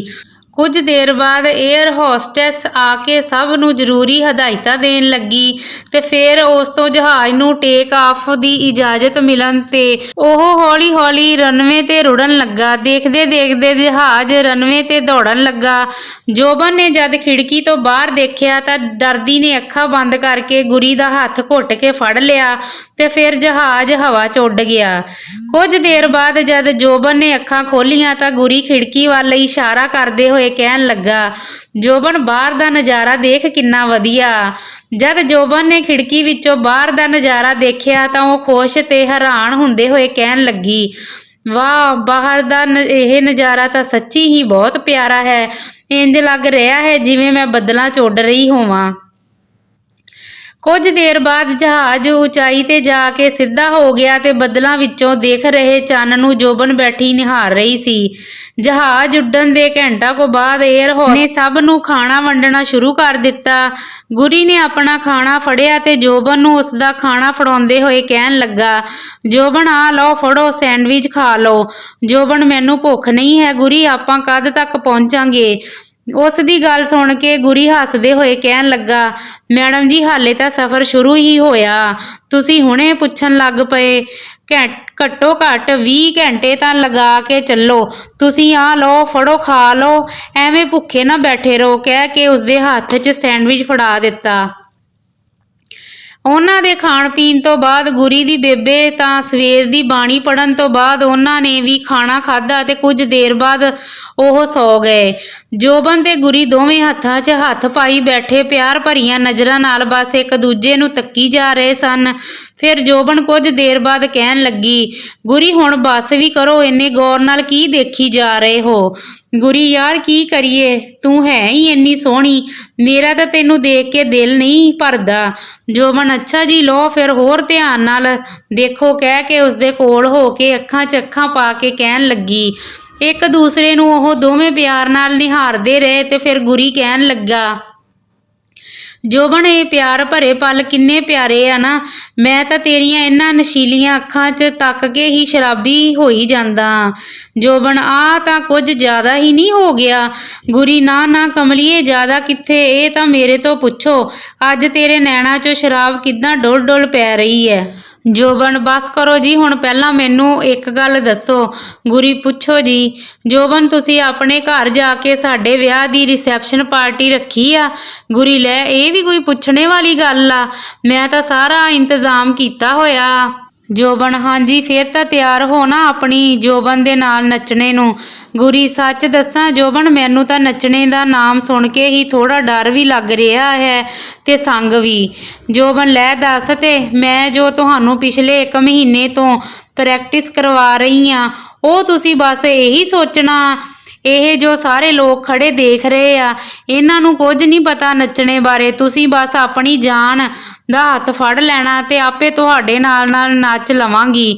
ਗੁਰੀ, ਜੋਬਨ, ਤੂੰ ਇੰਨਾ ਸਭ ਕੁਝ ਕਿਵੇਂ ਕਰ ਲੈਂਦੀ ਐ? ਤੁਸੀਂ ਹੁਣੇ ਹੀ ਕਿੰਨੀਆਂ ਜ਼ਿੰਮੇਵਾਰੀਆਂ ਚੱਕ ਲਈਆਂ ਆਪਣੇ ਸਿਰ ਤੇ, ਮੈਨੂੰ ਨਸ਼ਿਆਂ 'ਚੋਂ ਬਾਹਰ ਕੱਢਣਾ, ਘਰ-ਬਾਰ ਸਾਂਭਣ ਦਾ, ਗੁਰਬਾਣੀ ਨੂੰ ਹੈਂਡਲ ਕਰਨ ਦਾ। ਯਾਰ ਕਮਾਲ ਹੈ, ਇੱਕ ਔਰਤ 'ਚ ਇੰਨਾ ਸਬਰ, ਇੰਨੀ ਸ਼ਕਤੀ ਹੁੰਦੀ ਹੈ। ਫਿਰ ਵੀ ਪਤਾ ਨਹੀਂ ਲੋਕ ਕਿਉਂ ਕਹਿੰਦੇ ਨੇ ਔਰਤ ਤਾਂ ਵਿਚਾਰੀ ਹੁੰਦੀ ਹੈ। ਜੋਬਨ, ਗੁਰੀ, ਔਰਤ ਕਦੇ ਵਿਚਾਰੀ ਨਹੀਂ ਹੁੰਦੀ, ਉਹ ਵੀ ਤੁਹਾਡੇ ਮੋਢੇ ਨਾਲ ਮੋਢਾ ਜੋੜ ਹਰ ਕੰਮ ਕਰ ਸਕਦੀ ਆ ਜੋ ਇੱਕ ਬੰਦਾ ਕਰਦਾ। ਬਸ ਲੋੜ ਹੈ ਤਾਂ ਇੱਕ ਔਰਤ ਨੂੰ ਸਮਝਣ ਤੇ ਉਸ ਤੇ ਭਰੋਸਾ ਕਰਨੇ ਦੀ। ਸੋਹਣੇ, ਤੁਸੀਂ ਵੀ ਬਸ ਮੇਰੇ ਨਾਲ ਹਮੇਸ਼ਾ ਖੜੇ ਰਹਿਣਾ, ਫਿਰ ਦੇਖਣਾ ਤੁਸੀਂ ਤੁਹਾਡੀ ਜੋਬਨ ਕੀ ਚੀਜ਼ ਹੈ, ਇਹ ਹੀ ਕਰ ਸਕਦੀ ਹੈ। ਇੰਨੀ ਗੱਲ ਸੁਣ ਕੇ ਗੁਰੀ ਉਸਦਾ ਮੱਥਾ ਚੁੰਮ ਕੇ ਕਹਿਣ ਲੱਗਾ, ਮੈਂ ਤਾਂ ਹਮੇਸ਼ਾ ਜ਼ਿੰਦਗੀ ਦੇ ਹਰ ਕਦਮ ਤੇ ਆਪਣੀ ਜੋਬਨ ਦੇ ਨਾਲ ਆ। ਇੰਨੇ ਨੂੰ ਉਸਦੀ ਬੇਬੇ ਸੁੱਤੀ ਹੋਈ ਕਹਿਣ ਲੱਗੀ, ਪੁੱਤ ਸੌ ਜਾਓ ਹੁਣ, ਬਾਕੀ ਘਰ ਜਾ ਕੇ ਗੱਲਾਂ ਕਰ ਲੈਣਾ। ਉਹਨਾਂ ਦੀ ਗੱਲ ਸੁਣ ਕੇ ਜੋਬਨ ਹੱਸਦੀ ਹੋਈ ਕਹਿਣ ਲੱਗੀ, ਹਾਂਜੀ, ਤਾਂ ਹੁਣ ਆਪਾਂ ਵੀ ਸੌ ਜਾਈਏ? ਗੁਰੀ, ਹਾਂਜੀ, ਜ਼ਰੂਰ ਆ ਜਾਓ ਮੇਰੀਆਂ ਬਾਹਾਂ 'ਚ, ਕਹਿ ਕੇ ਜੋਬਨ ਨੂੰ ਆਪਣੀਆਂ ਬਾਹਾਂ 'ਚ ਘੁੱਟ ਕੇ ਲੈ ਲਿਆ। ਫਿਰ ਉਹ ਦੋਵੇਂ ਹੀ ਸੌ ਗਏ। ਜਹਾਜ਼ ਉੱਡਦਾ ਹੋਇਆ ਆਪਣੀ ਮੰਜ਼ਿਲ ਵੱਲ ਨੂੰ ਵੱਧਦਾ ਜਾ ਰਿਹਾ ਸੀ। ਜੋਬਨ ਨੂੰ ਸੁੱਤੀ ਪਈ ਨੂੰ ਤਾਂ ਪਤਾ ਹੀ ਨਾ ਲੱਗਿਆ ਉਹ ਕਦੋਂ ਆਪਣੀ ਮੰਜ਼ਿਲ ਤੇ ਪਹੁੰਚ ਗਈ। ਜਦ ਗੁਰੀ ਨੇ ਉਸ ਨੂੰ ਉਠਾਇਆ ਤਾਂ ਉਸ ਨੂੰ ਪਤਾ ਲੱਗਾ ਕਿ ਉਹ ਅਮਰੀਕਾ ਪਹੁੰਚ ਗਏ। ਗੁਰੀ ਨੇ ਉਸ ਨੂੰ ਬੈਗ ਚੋਂ ਕੱਢ ਕੇ ਮੋਟੇ ਕੱਪੜੇ ਪਾਉਣ ਲਈ ਦਿੱਤੇ। ਜਹਾਜ਼ ਏਅਰਪੋਰਟ ਤੇ ਲੈਂਡ ਹੋਇਆ ਤਾਂ ਸਾਰੀਆਂ ਸਵਾਰੀਆਂ ਉਤਰ ਕੇ ਹੌਲੀ-ਹੌਲੀ ਬਾਹਰ ਨੂੰ ਜਾਣ ਲੱਗੀਆਂ। ਗੁਰੀ ਹੁਣੇ ਵੀ ਬਾਹਰ ਆਏ ਤੇ ਆ ਕੇ ਬੈਲਟ ਤੋਂ ਆਪਣਾ ਸਮਾਨ ਚੱਕਿਆ ਤੇ ਫਿਰ ਏਅਰਪੋਰਟ ਤੋਂ ਬਾਹਰ ਆ ਗਏ। ਜਦ ਉਹ ਬਾਹਰ ਆਏ ਤਾਂ ਗੱਡੀ ਬਾਹਰ ਪਾਰਕਿੰਗ 'ਚ ਪਹਿਲਾਂ ਹੀ ਉਹਨਾਂ ਦਾ ਇੰਤਜ਼ਾਰ ਕਰ ਰਹੀ ਸੀ। ਫਿਰ ਉਹ ਸਾਰੇ ਗੱਡੀ 'ਚ ਬੈਠ ਕੇ ਆਪਣੇ ਘਰ ਨੂੰ ਚੱਲ ਪਏ। ਬਾਹਰ ਚਾਰੇ ਪਾਸੇ ਬਰਫ਼ ਦੇ ਕਾਰਨ ਹਰ ਚੀਜ਼ ਸਫੇਦੀ ਦੀ ਚਾਦਰ ਨਾਲ ਢੱਕੀ ਹੋਈ ਸੀ। ਜੋਬਨ ਗੱਡੀ 'ਚ ਬੈਠੀ ਬਾਹਰ ਦੇ ਨਜ਼ਾਰੇ ਦੇਖ ਰਹੀ ਸੀ। ਘੰਟੇ ਕੁ ਪਿੱਛੋਂ ਉਹ ਸਾਰੇ ਆਪਣੇ ਘਰ ਪਹੁੰਚ ਗਏ। ਗੁਰੀ ਗੱਡੀ 'ਚੋਂ ਉਤਰ ਕੇ ਜੋਬਨ ਵਾਲੀ ਸਾਈਡ ਤੇ ਬਾਰੀ ਖੋਲ੍ਹਦੇ ਹੋਏ ਕਹਿਣ ਲੱਗਾ, ਜੋਬਨ ਆ ਜਾ ਬਾਹਰ, ਤੇਰਾ ਸਹੁਰਾ ਘਰ ਆ ਗਿਆ। ਜਦ ਜੋਬਨ ਦਾ ਗੁਰੀ ਦੇ ਹੱਥ ਫੜ ਕੇ ਗੱਡੀ 'ਚੋਂ ਬਾਹਰ ਆਈ ਤਾਂ ਸਾਹਮਣੇ ਮਹਿਲਾਂ ਵਰਗਾ ਘਰ ਦੇਖ ਕੇ ਹੈਰਾਨ ਹੁੰਦੇ ਹੋਏ ਕਹਿਣ ਲੱਗੀ, ਇਹ ਆਪਣਾ ਘਰ ਆ ਗੁਰੀ? ਗੁਰੀ, ਹਾਂਜੀ, ਇਹ ਆ ਸਾਡੇ ਸੁਪਨਿਆਂ ਦਾ ਮਹਿਲ। ਚਲੋ ਤੁਸੀਂ ਬੇਬੇ ਨਾਲ ਅੰਦਰ ਜਾਓ ਤਾਂ ਮੈਂ ਸਮਾਨ ਲੈ ਕੇ ਆਉਂਦਾ। ਜੋਬਨ ਨੂੰ ਉਸਦੀ ਬੇਬੇ ਆਪਣੇ ਨਾਲ ਘਰ ਦੇ ਅੰਦਰ ਲੈ ਕੇ ਤੁਰ ਪਈ। ਆ ਕੇ ਫਿਰ ਉਹਨਾਂ ਨੇ ਆਪਣੇ ਪਰਸ 'ਚੋਂ ਚਾਬੀ ਕੱਢ ਕੇ ਮੇਨ ਦਰਵਾਜ਼ੇ ਦਾ ਲਾਕ ਖੋਲ੍ਹਿਆ। ਜਦ ਉਹ ਦੋਵੇਂ ਘਰ ਦੇ ਅੰਦਰ ਆਏ ਤਾਂ ਜੋਬਨ ਇੰਨਾ ਵੱਡਾ ਘਰ ਦੇਖ ਕੇ ਕਹਿਣ ਲੱਗੀ, ਮੰਮੀ ਜੀ, ਇਹ ਘਰ ਨਹੀਂ, ਇਹ ਤਾਂ ਮਹਿਲ ਹੈ। ਜਦ ਜੋਬਨ ਥੋੜਾ ਜਿਹਾ ਘਰ ਦੇ ਅੰਦਰ ਆਈ ਤਾਂ ਉਸਦਾ ਪੈਰ ਖਾਲੀ ਬੋਤਲ ਨਾਲ ਟਕਰਾਇਆ। ਜੋਬਨ ਬੋਤਲ ਚੱਕਦੇ ਹੋਏ ਕਹਿਣ ਲੱਗੀ, ਮੰਮੀ ਜੀ, ਆ ਕੀ? ਜਿਸ ਘਰ ਵਿੱਚ ਹਰ ਵੇਲੇ ਗੁਰੂਆਂ ਦੀ ਬਾਣੀ ਦਾ ਜਾਪ ਹੁੰਦਾ ਹੋਵੇ, ਉਸ ਘਰ ਵਿੱਚ ਇਸ ਸ਼ਰਾਬ ਦੀ ਬੋਤਲ ਦਾ ਕੀ ਕੰਮ ਹੈ? ਇਸ ਤੋਂ ਪਹਿਲਾਂ ਉਸਦੀ ਬੇਬੇ ਕੁਝ ਕਹਿੰਦੀ ਗੁਰੀ ਸਮਾਨ ਲੈ ਕੇ ਅੰਦਰ ਆਇਆ ਤੇ ਦਰਵਾਜ਼ਾ ਬੰਦ ਕਰਦੇ ਹੋਏ ਕਹਿਣ ਲੱਗਾ, ਹੁਣ ਸੱਸ ਨੂੰ ਸਾਰੀਆਂ ਗੱਲਾਂ ਦਰਵਾਜ਼ੇ 'ਚ ਹੀ ਖੜੇ ਹੋ ਕੇ ਕਰਨਗੀਆਂ ਜਾਂ ਅੰਦਰ ਵੀ ਜਾਣਗੀਆਂ। ਫਿਰ ਗੁਰੀ ਉਹਨਾਂ ਨੂੰ ਨਾਲ ਲੈ ਕੇ ਅੰਦਰ ਨੂੰ ਚੱਲ ਪਿਆ। ਜਦ ਉਹ ਹਾਲ ਦੇ ਅੰਦਰ ਨੂੰ ਆਏ ਤਾਂ ਸੋਫਿਆਂ ਤੇ ਕੱਪੜਿਆਂ ਦਾ ਖਿਲਾਰਾ ਪਿਆ ਹੋਇਆ ਸੀ। ਜਗ੍ਹਾ ਜਗ੍ਹਾ ਤੇ ਜੁੱਤੀਆਂ ਬਿਖਰੀਆਂ ਹੋਈਆਂ ਸਨ। ਕੋਈ ਵੀ ਚੀਜ਼ ਆਪਣੇ ਟਿਕਾਣੇ ਤੇ ਨਹੀਂ ਸਨ। ਆਪਣੀ ਬੇਬੇ ਨੂੰ ਉਹਨਾਂ ਦੇ ਕਮਰੇ 'ਚ ਛੱਡਣ ਤੋਂ ਬਾਅਦ ਗੁਰੀ ਜੋਬਨ ਨੂੰ ਨਾਲ ਲੈ ਕੇ ਆਪਣੇ ਕਮਰੇ 'ਚ ਆ ਗਿਆ। ਜਦ ਅੰਦਰ ਆ ਕੇ ਦਰਵਾਜ਼ਾ ਬੰਦ ਕਰਕੇ ਗੁਰੀ ਜੋਬਨ ਦੇ ਕੋਲ ਆ ਕੇ ਬੈਠਾ ਤਾਂ ਜੋਬਨ ਕਹਿਣ ਲੱਗੀ, ਗੁਰੀ, ਮੈਂ ਤੁਹਾਡੇ ਨਾਲ ਇੱਕ ਗੱਲ ਕਰਨੀ ਆ। ਗੁਰੀ, ਇੱਕ ਕਿਉਂ ਜੀ, ਦੋ ਕਰੋ, ਪਰ ਪਹਿਲਾਂ ਤੁਸੀਂ ਆਰਾਮ ਕਰ ਲਵੋ। ਜੋਬਨ, ਨਹੀਂ, ਮੈਂ ਆਰਾਮ ਬਾਅਦ 'ਚ ਕਰਾਂਗੀ, ਪਹਿਲਾਂ ਤੁਸੀਂ ਮੈਨੂੰ ਇਹ ਦੱਸੋ, ਜਿਸ ਘਰ ਦੇ ਸਾਰੇ ਹਾਲ 'ਚ ਗੁਰੂਆਂ ਪੀਰਾਂ ਦੀਆਂ ਤਸਵੀਰਾਂ ਲੱਗੀਆਂ ਹਨ, ਉਸ ਘਰ ਵਿੱਚ ਸ਼ਰਾਬ ਦੀਆਂ ਬੋਤਲਾਂ ਦਾ ਕੀ ਕੰਮ ਆ? ਜਿੱਥੇ ਤੱਕ ਮੈਨੂੰ ਪਤਾ ਤੁਸੀਂ ਤਾਂ ਸ਼ਰਾਬ ਨਹੀਂ ਪੀਂਦੇ, ਫਿਰ ਹੋਰ ਇਹ ਕਿਸ ਦੇ ਕੰਮ ਆ? ਗੁਰੀ, ਦੇਖ ਜੋਬਨ, ਮੈਂ ਤੈਨੂੰ ਹੌਲੀ-ਹੌਲੀ ਸਭ ਕੁਝ ਦੱਸਾਂਗਾ। ਤੂੰ ਹਾਲੇ ਹੁਣੇ ਤਾਂ ਇੰਨੇ ਲੰਬੇ ਸਫ਼ਰ ਤੋਂ ਆਈ ਆ, ਥੋੜਾ ਆਰਾਮ ਕਰ ਲੈ, ਮੈਂ ਬਾਅਦ 'ਚ ਸਭ ਕੁਝ ਦੱਸ ਦੇਵਾਂਗਾ। ਜੋਬਨ, ਗੁਰੀ, ਮੈਂ ਤੁਹਾਡੇ ਨਾਲ ਵਾਹਿਗੁਰੂ ਜੀ ਦੀ ਹਜ਼ੂਰੀ 'ਚ ਲਾਵਾਂ ਲੈ ਕੇ ਤੁਹਾਨੂੰ ਆਪਣਾ ਜੀਵਨ ਸਾਥੀ ਚੁਣਿਆ। ਹੁਣ ਮੈਂ ਵੀ ਤੁਹਾਡੀ ਜ਼ਿੰਦਗੀ ਦਾ ਇੱਕ ਹਿੱਸਾ ਹਾਂ। ਮੈਨੂੰ ਇਹ ਤਾਂ ਪਤਾ ਹੋਣਾ ਚਾਹੀਦਾ ਨਾ, ਮੇਰੇ ਘਰ ਵਿੱਚ ਆਖਰ ਹੋ ਕੀ ਰਿਹਾ ਹੈ?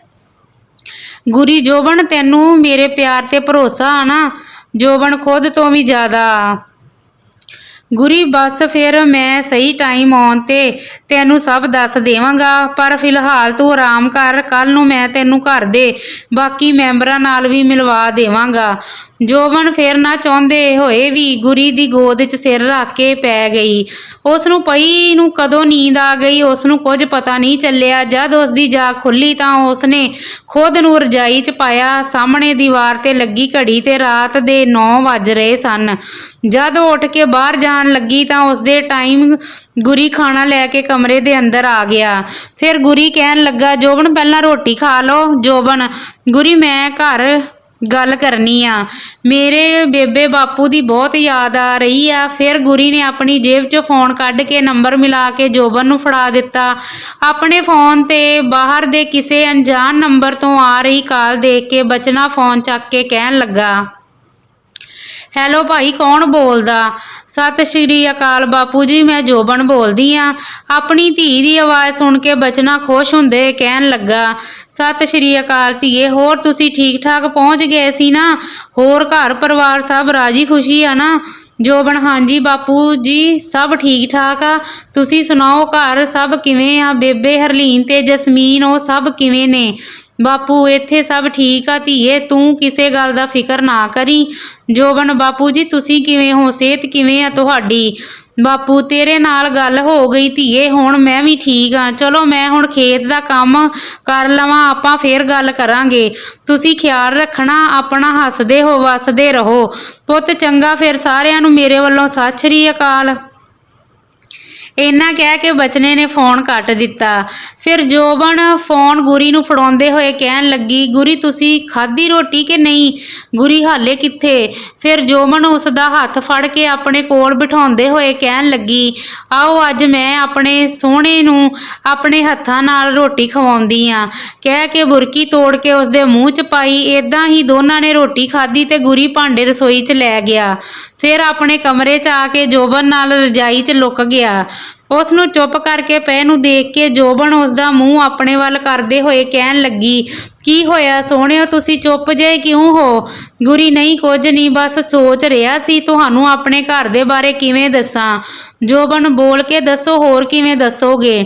ਗੁਰੀ ਜੋਬਨ ਦੇਖ, ਘਰ ਵਿੱਚ ਤੈਨੂੰ ਭੂਆ ਗੁਰਬਾਣੀ ਜਾਂ ਜੈਰੀ ਕੁਝ ਵੀ ਕਹੇ, ਤੂੰ ਉਹਨਾਂ ਦੀਆਂ ਗੱਲਾਂ ਤੇ ਜ਼ਿਆਦਾ ਧਿਆਨ ਨਹੀਂ ਦੇਣਾ, ਕਿਉਂਕਿ ਆਪਣੀ ਆਦਤ ਅਨੁਸਾਰ ਉਹਨਾਂ ਨੇ ਤੈਨੂੰ ਬਹੁਤ ਤੰਗ ਕਰਨਾ, ਹਰ ਕੰਮ 'ਚ ਨੁਕਸ ਕੱਢਣਗੇ, ਹਰ ਆਏ ਗਏ ਸਾਹਮਣੇ ਲਾ ਗੱਲਾਂ ਵੀ ਸੁਣਾਉਣਗੇ।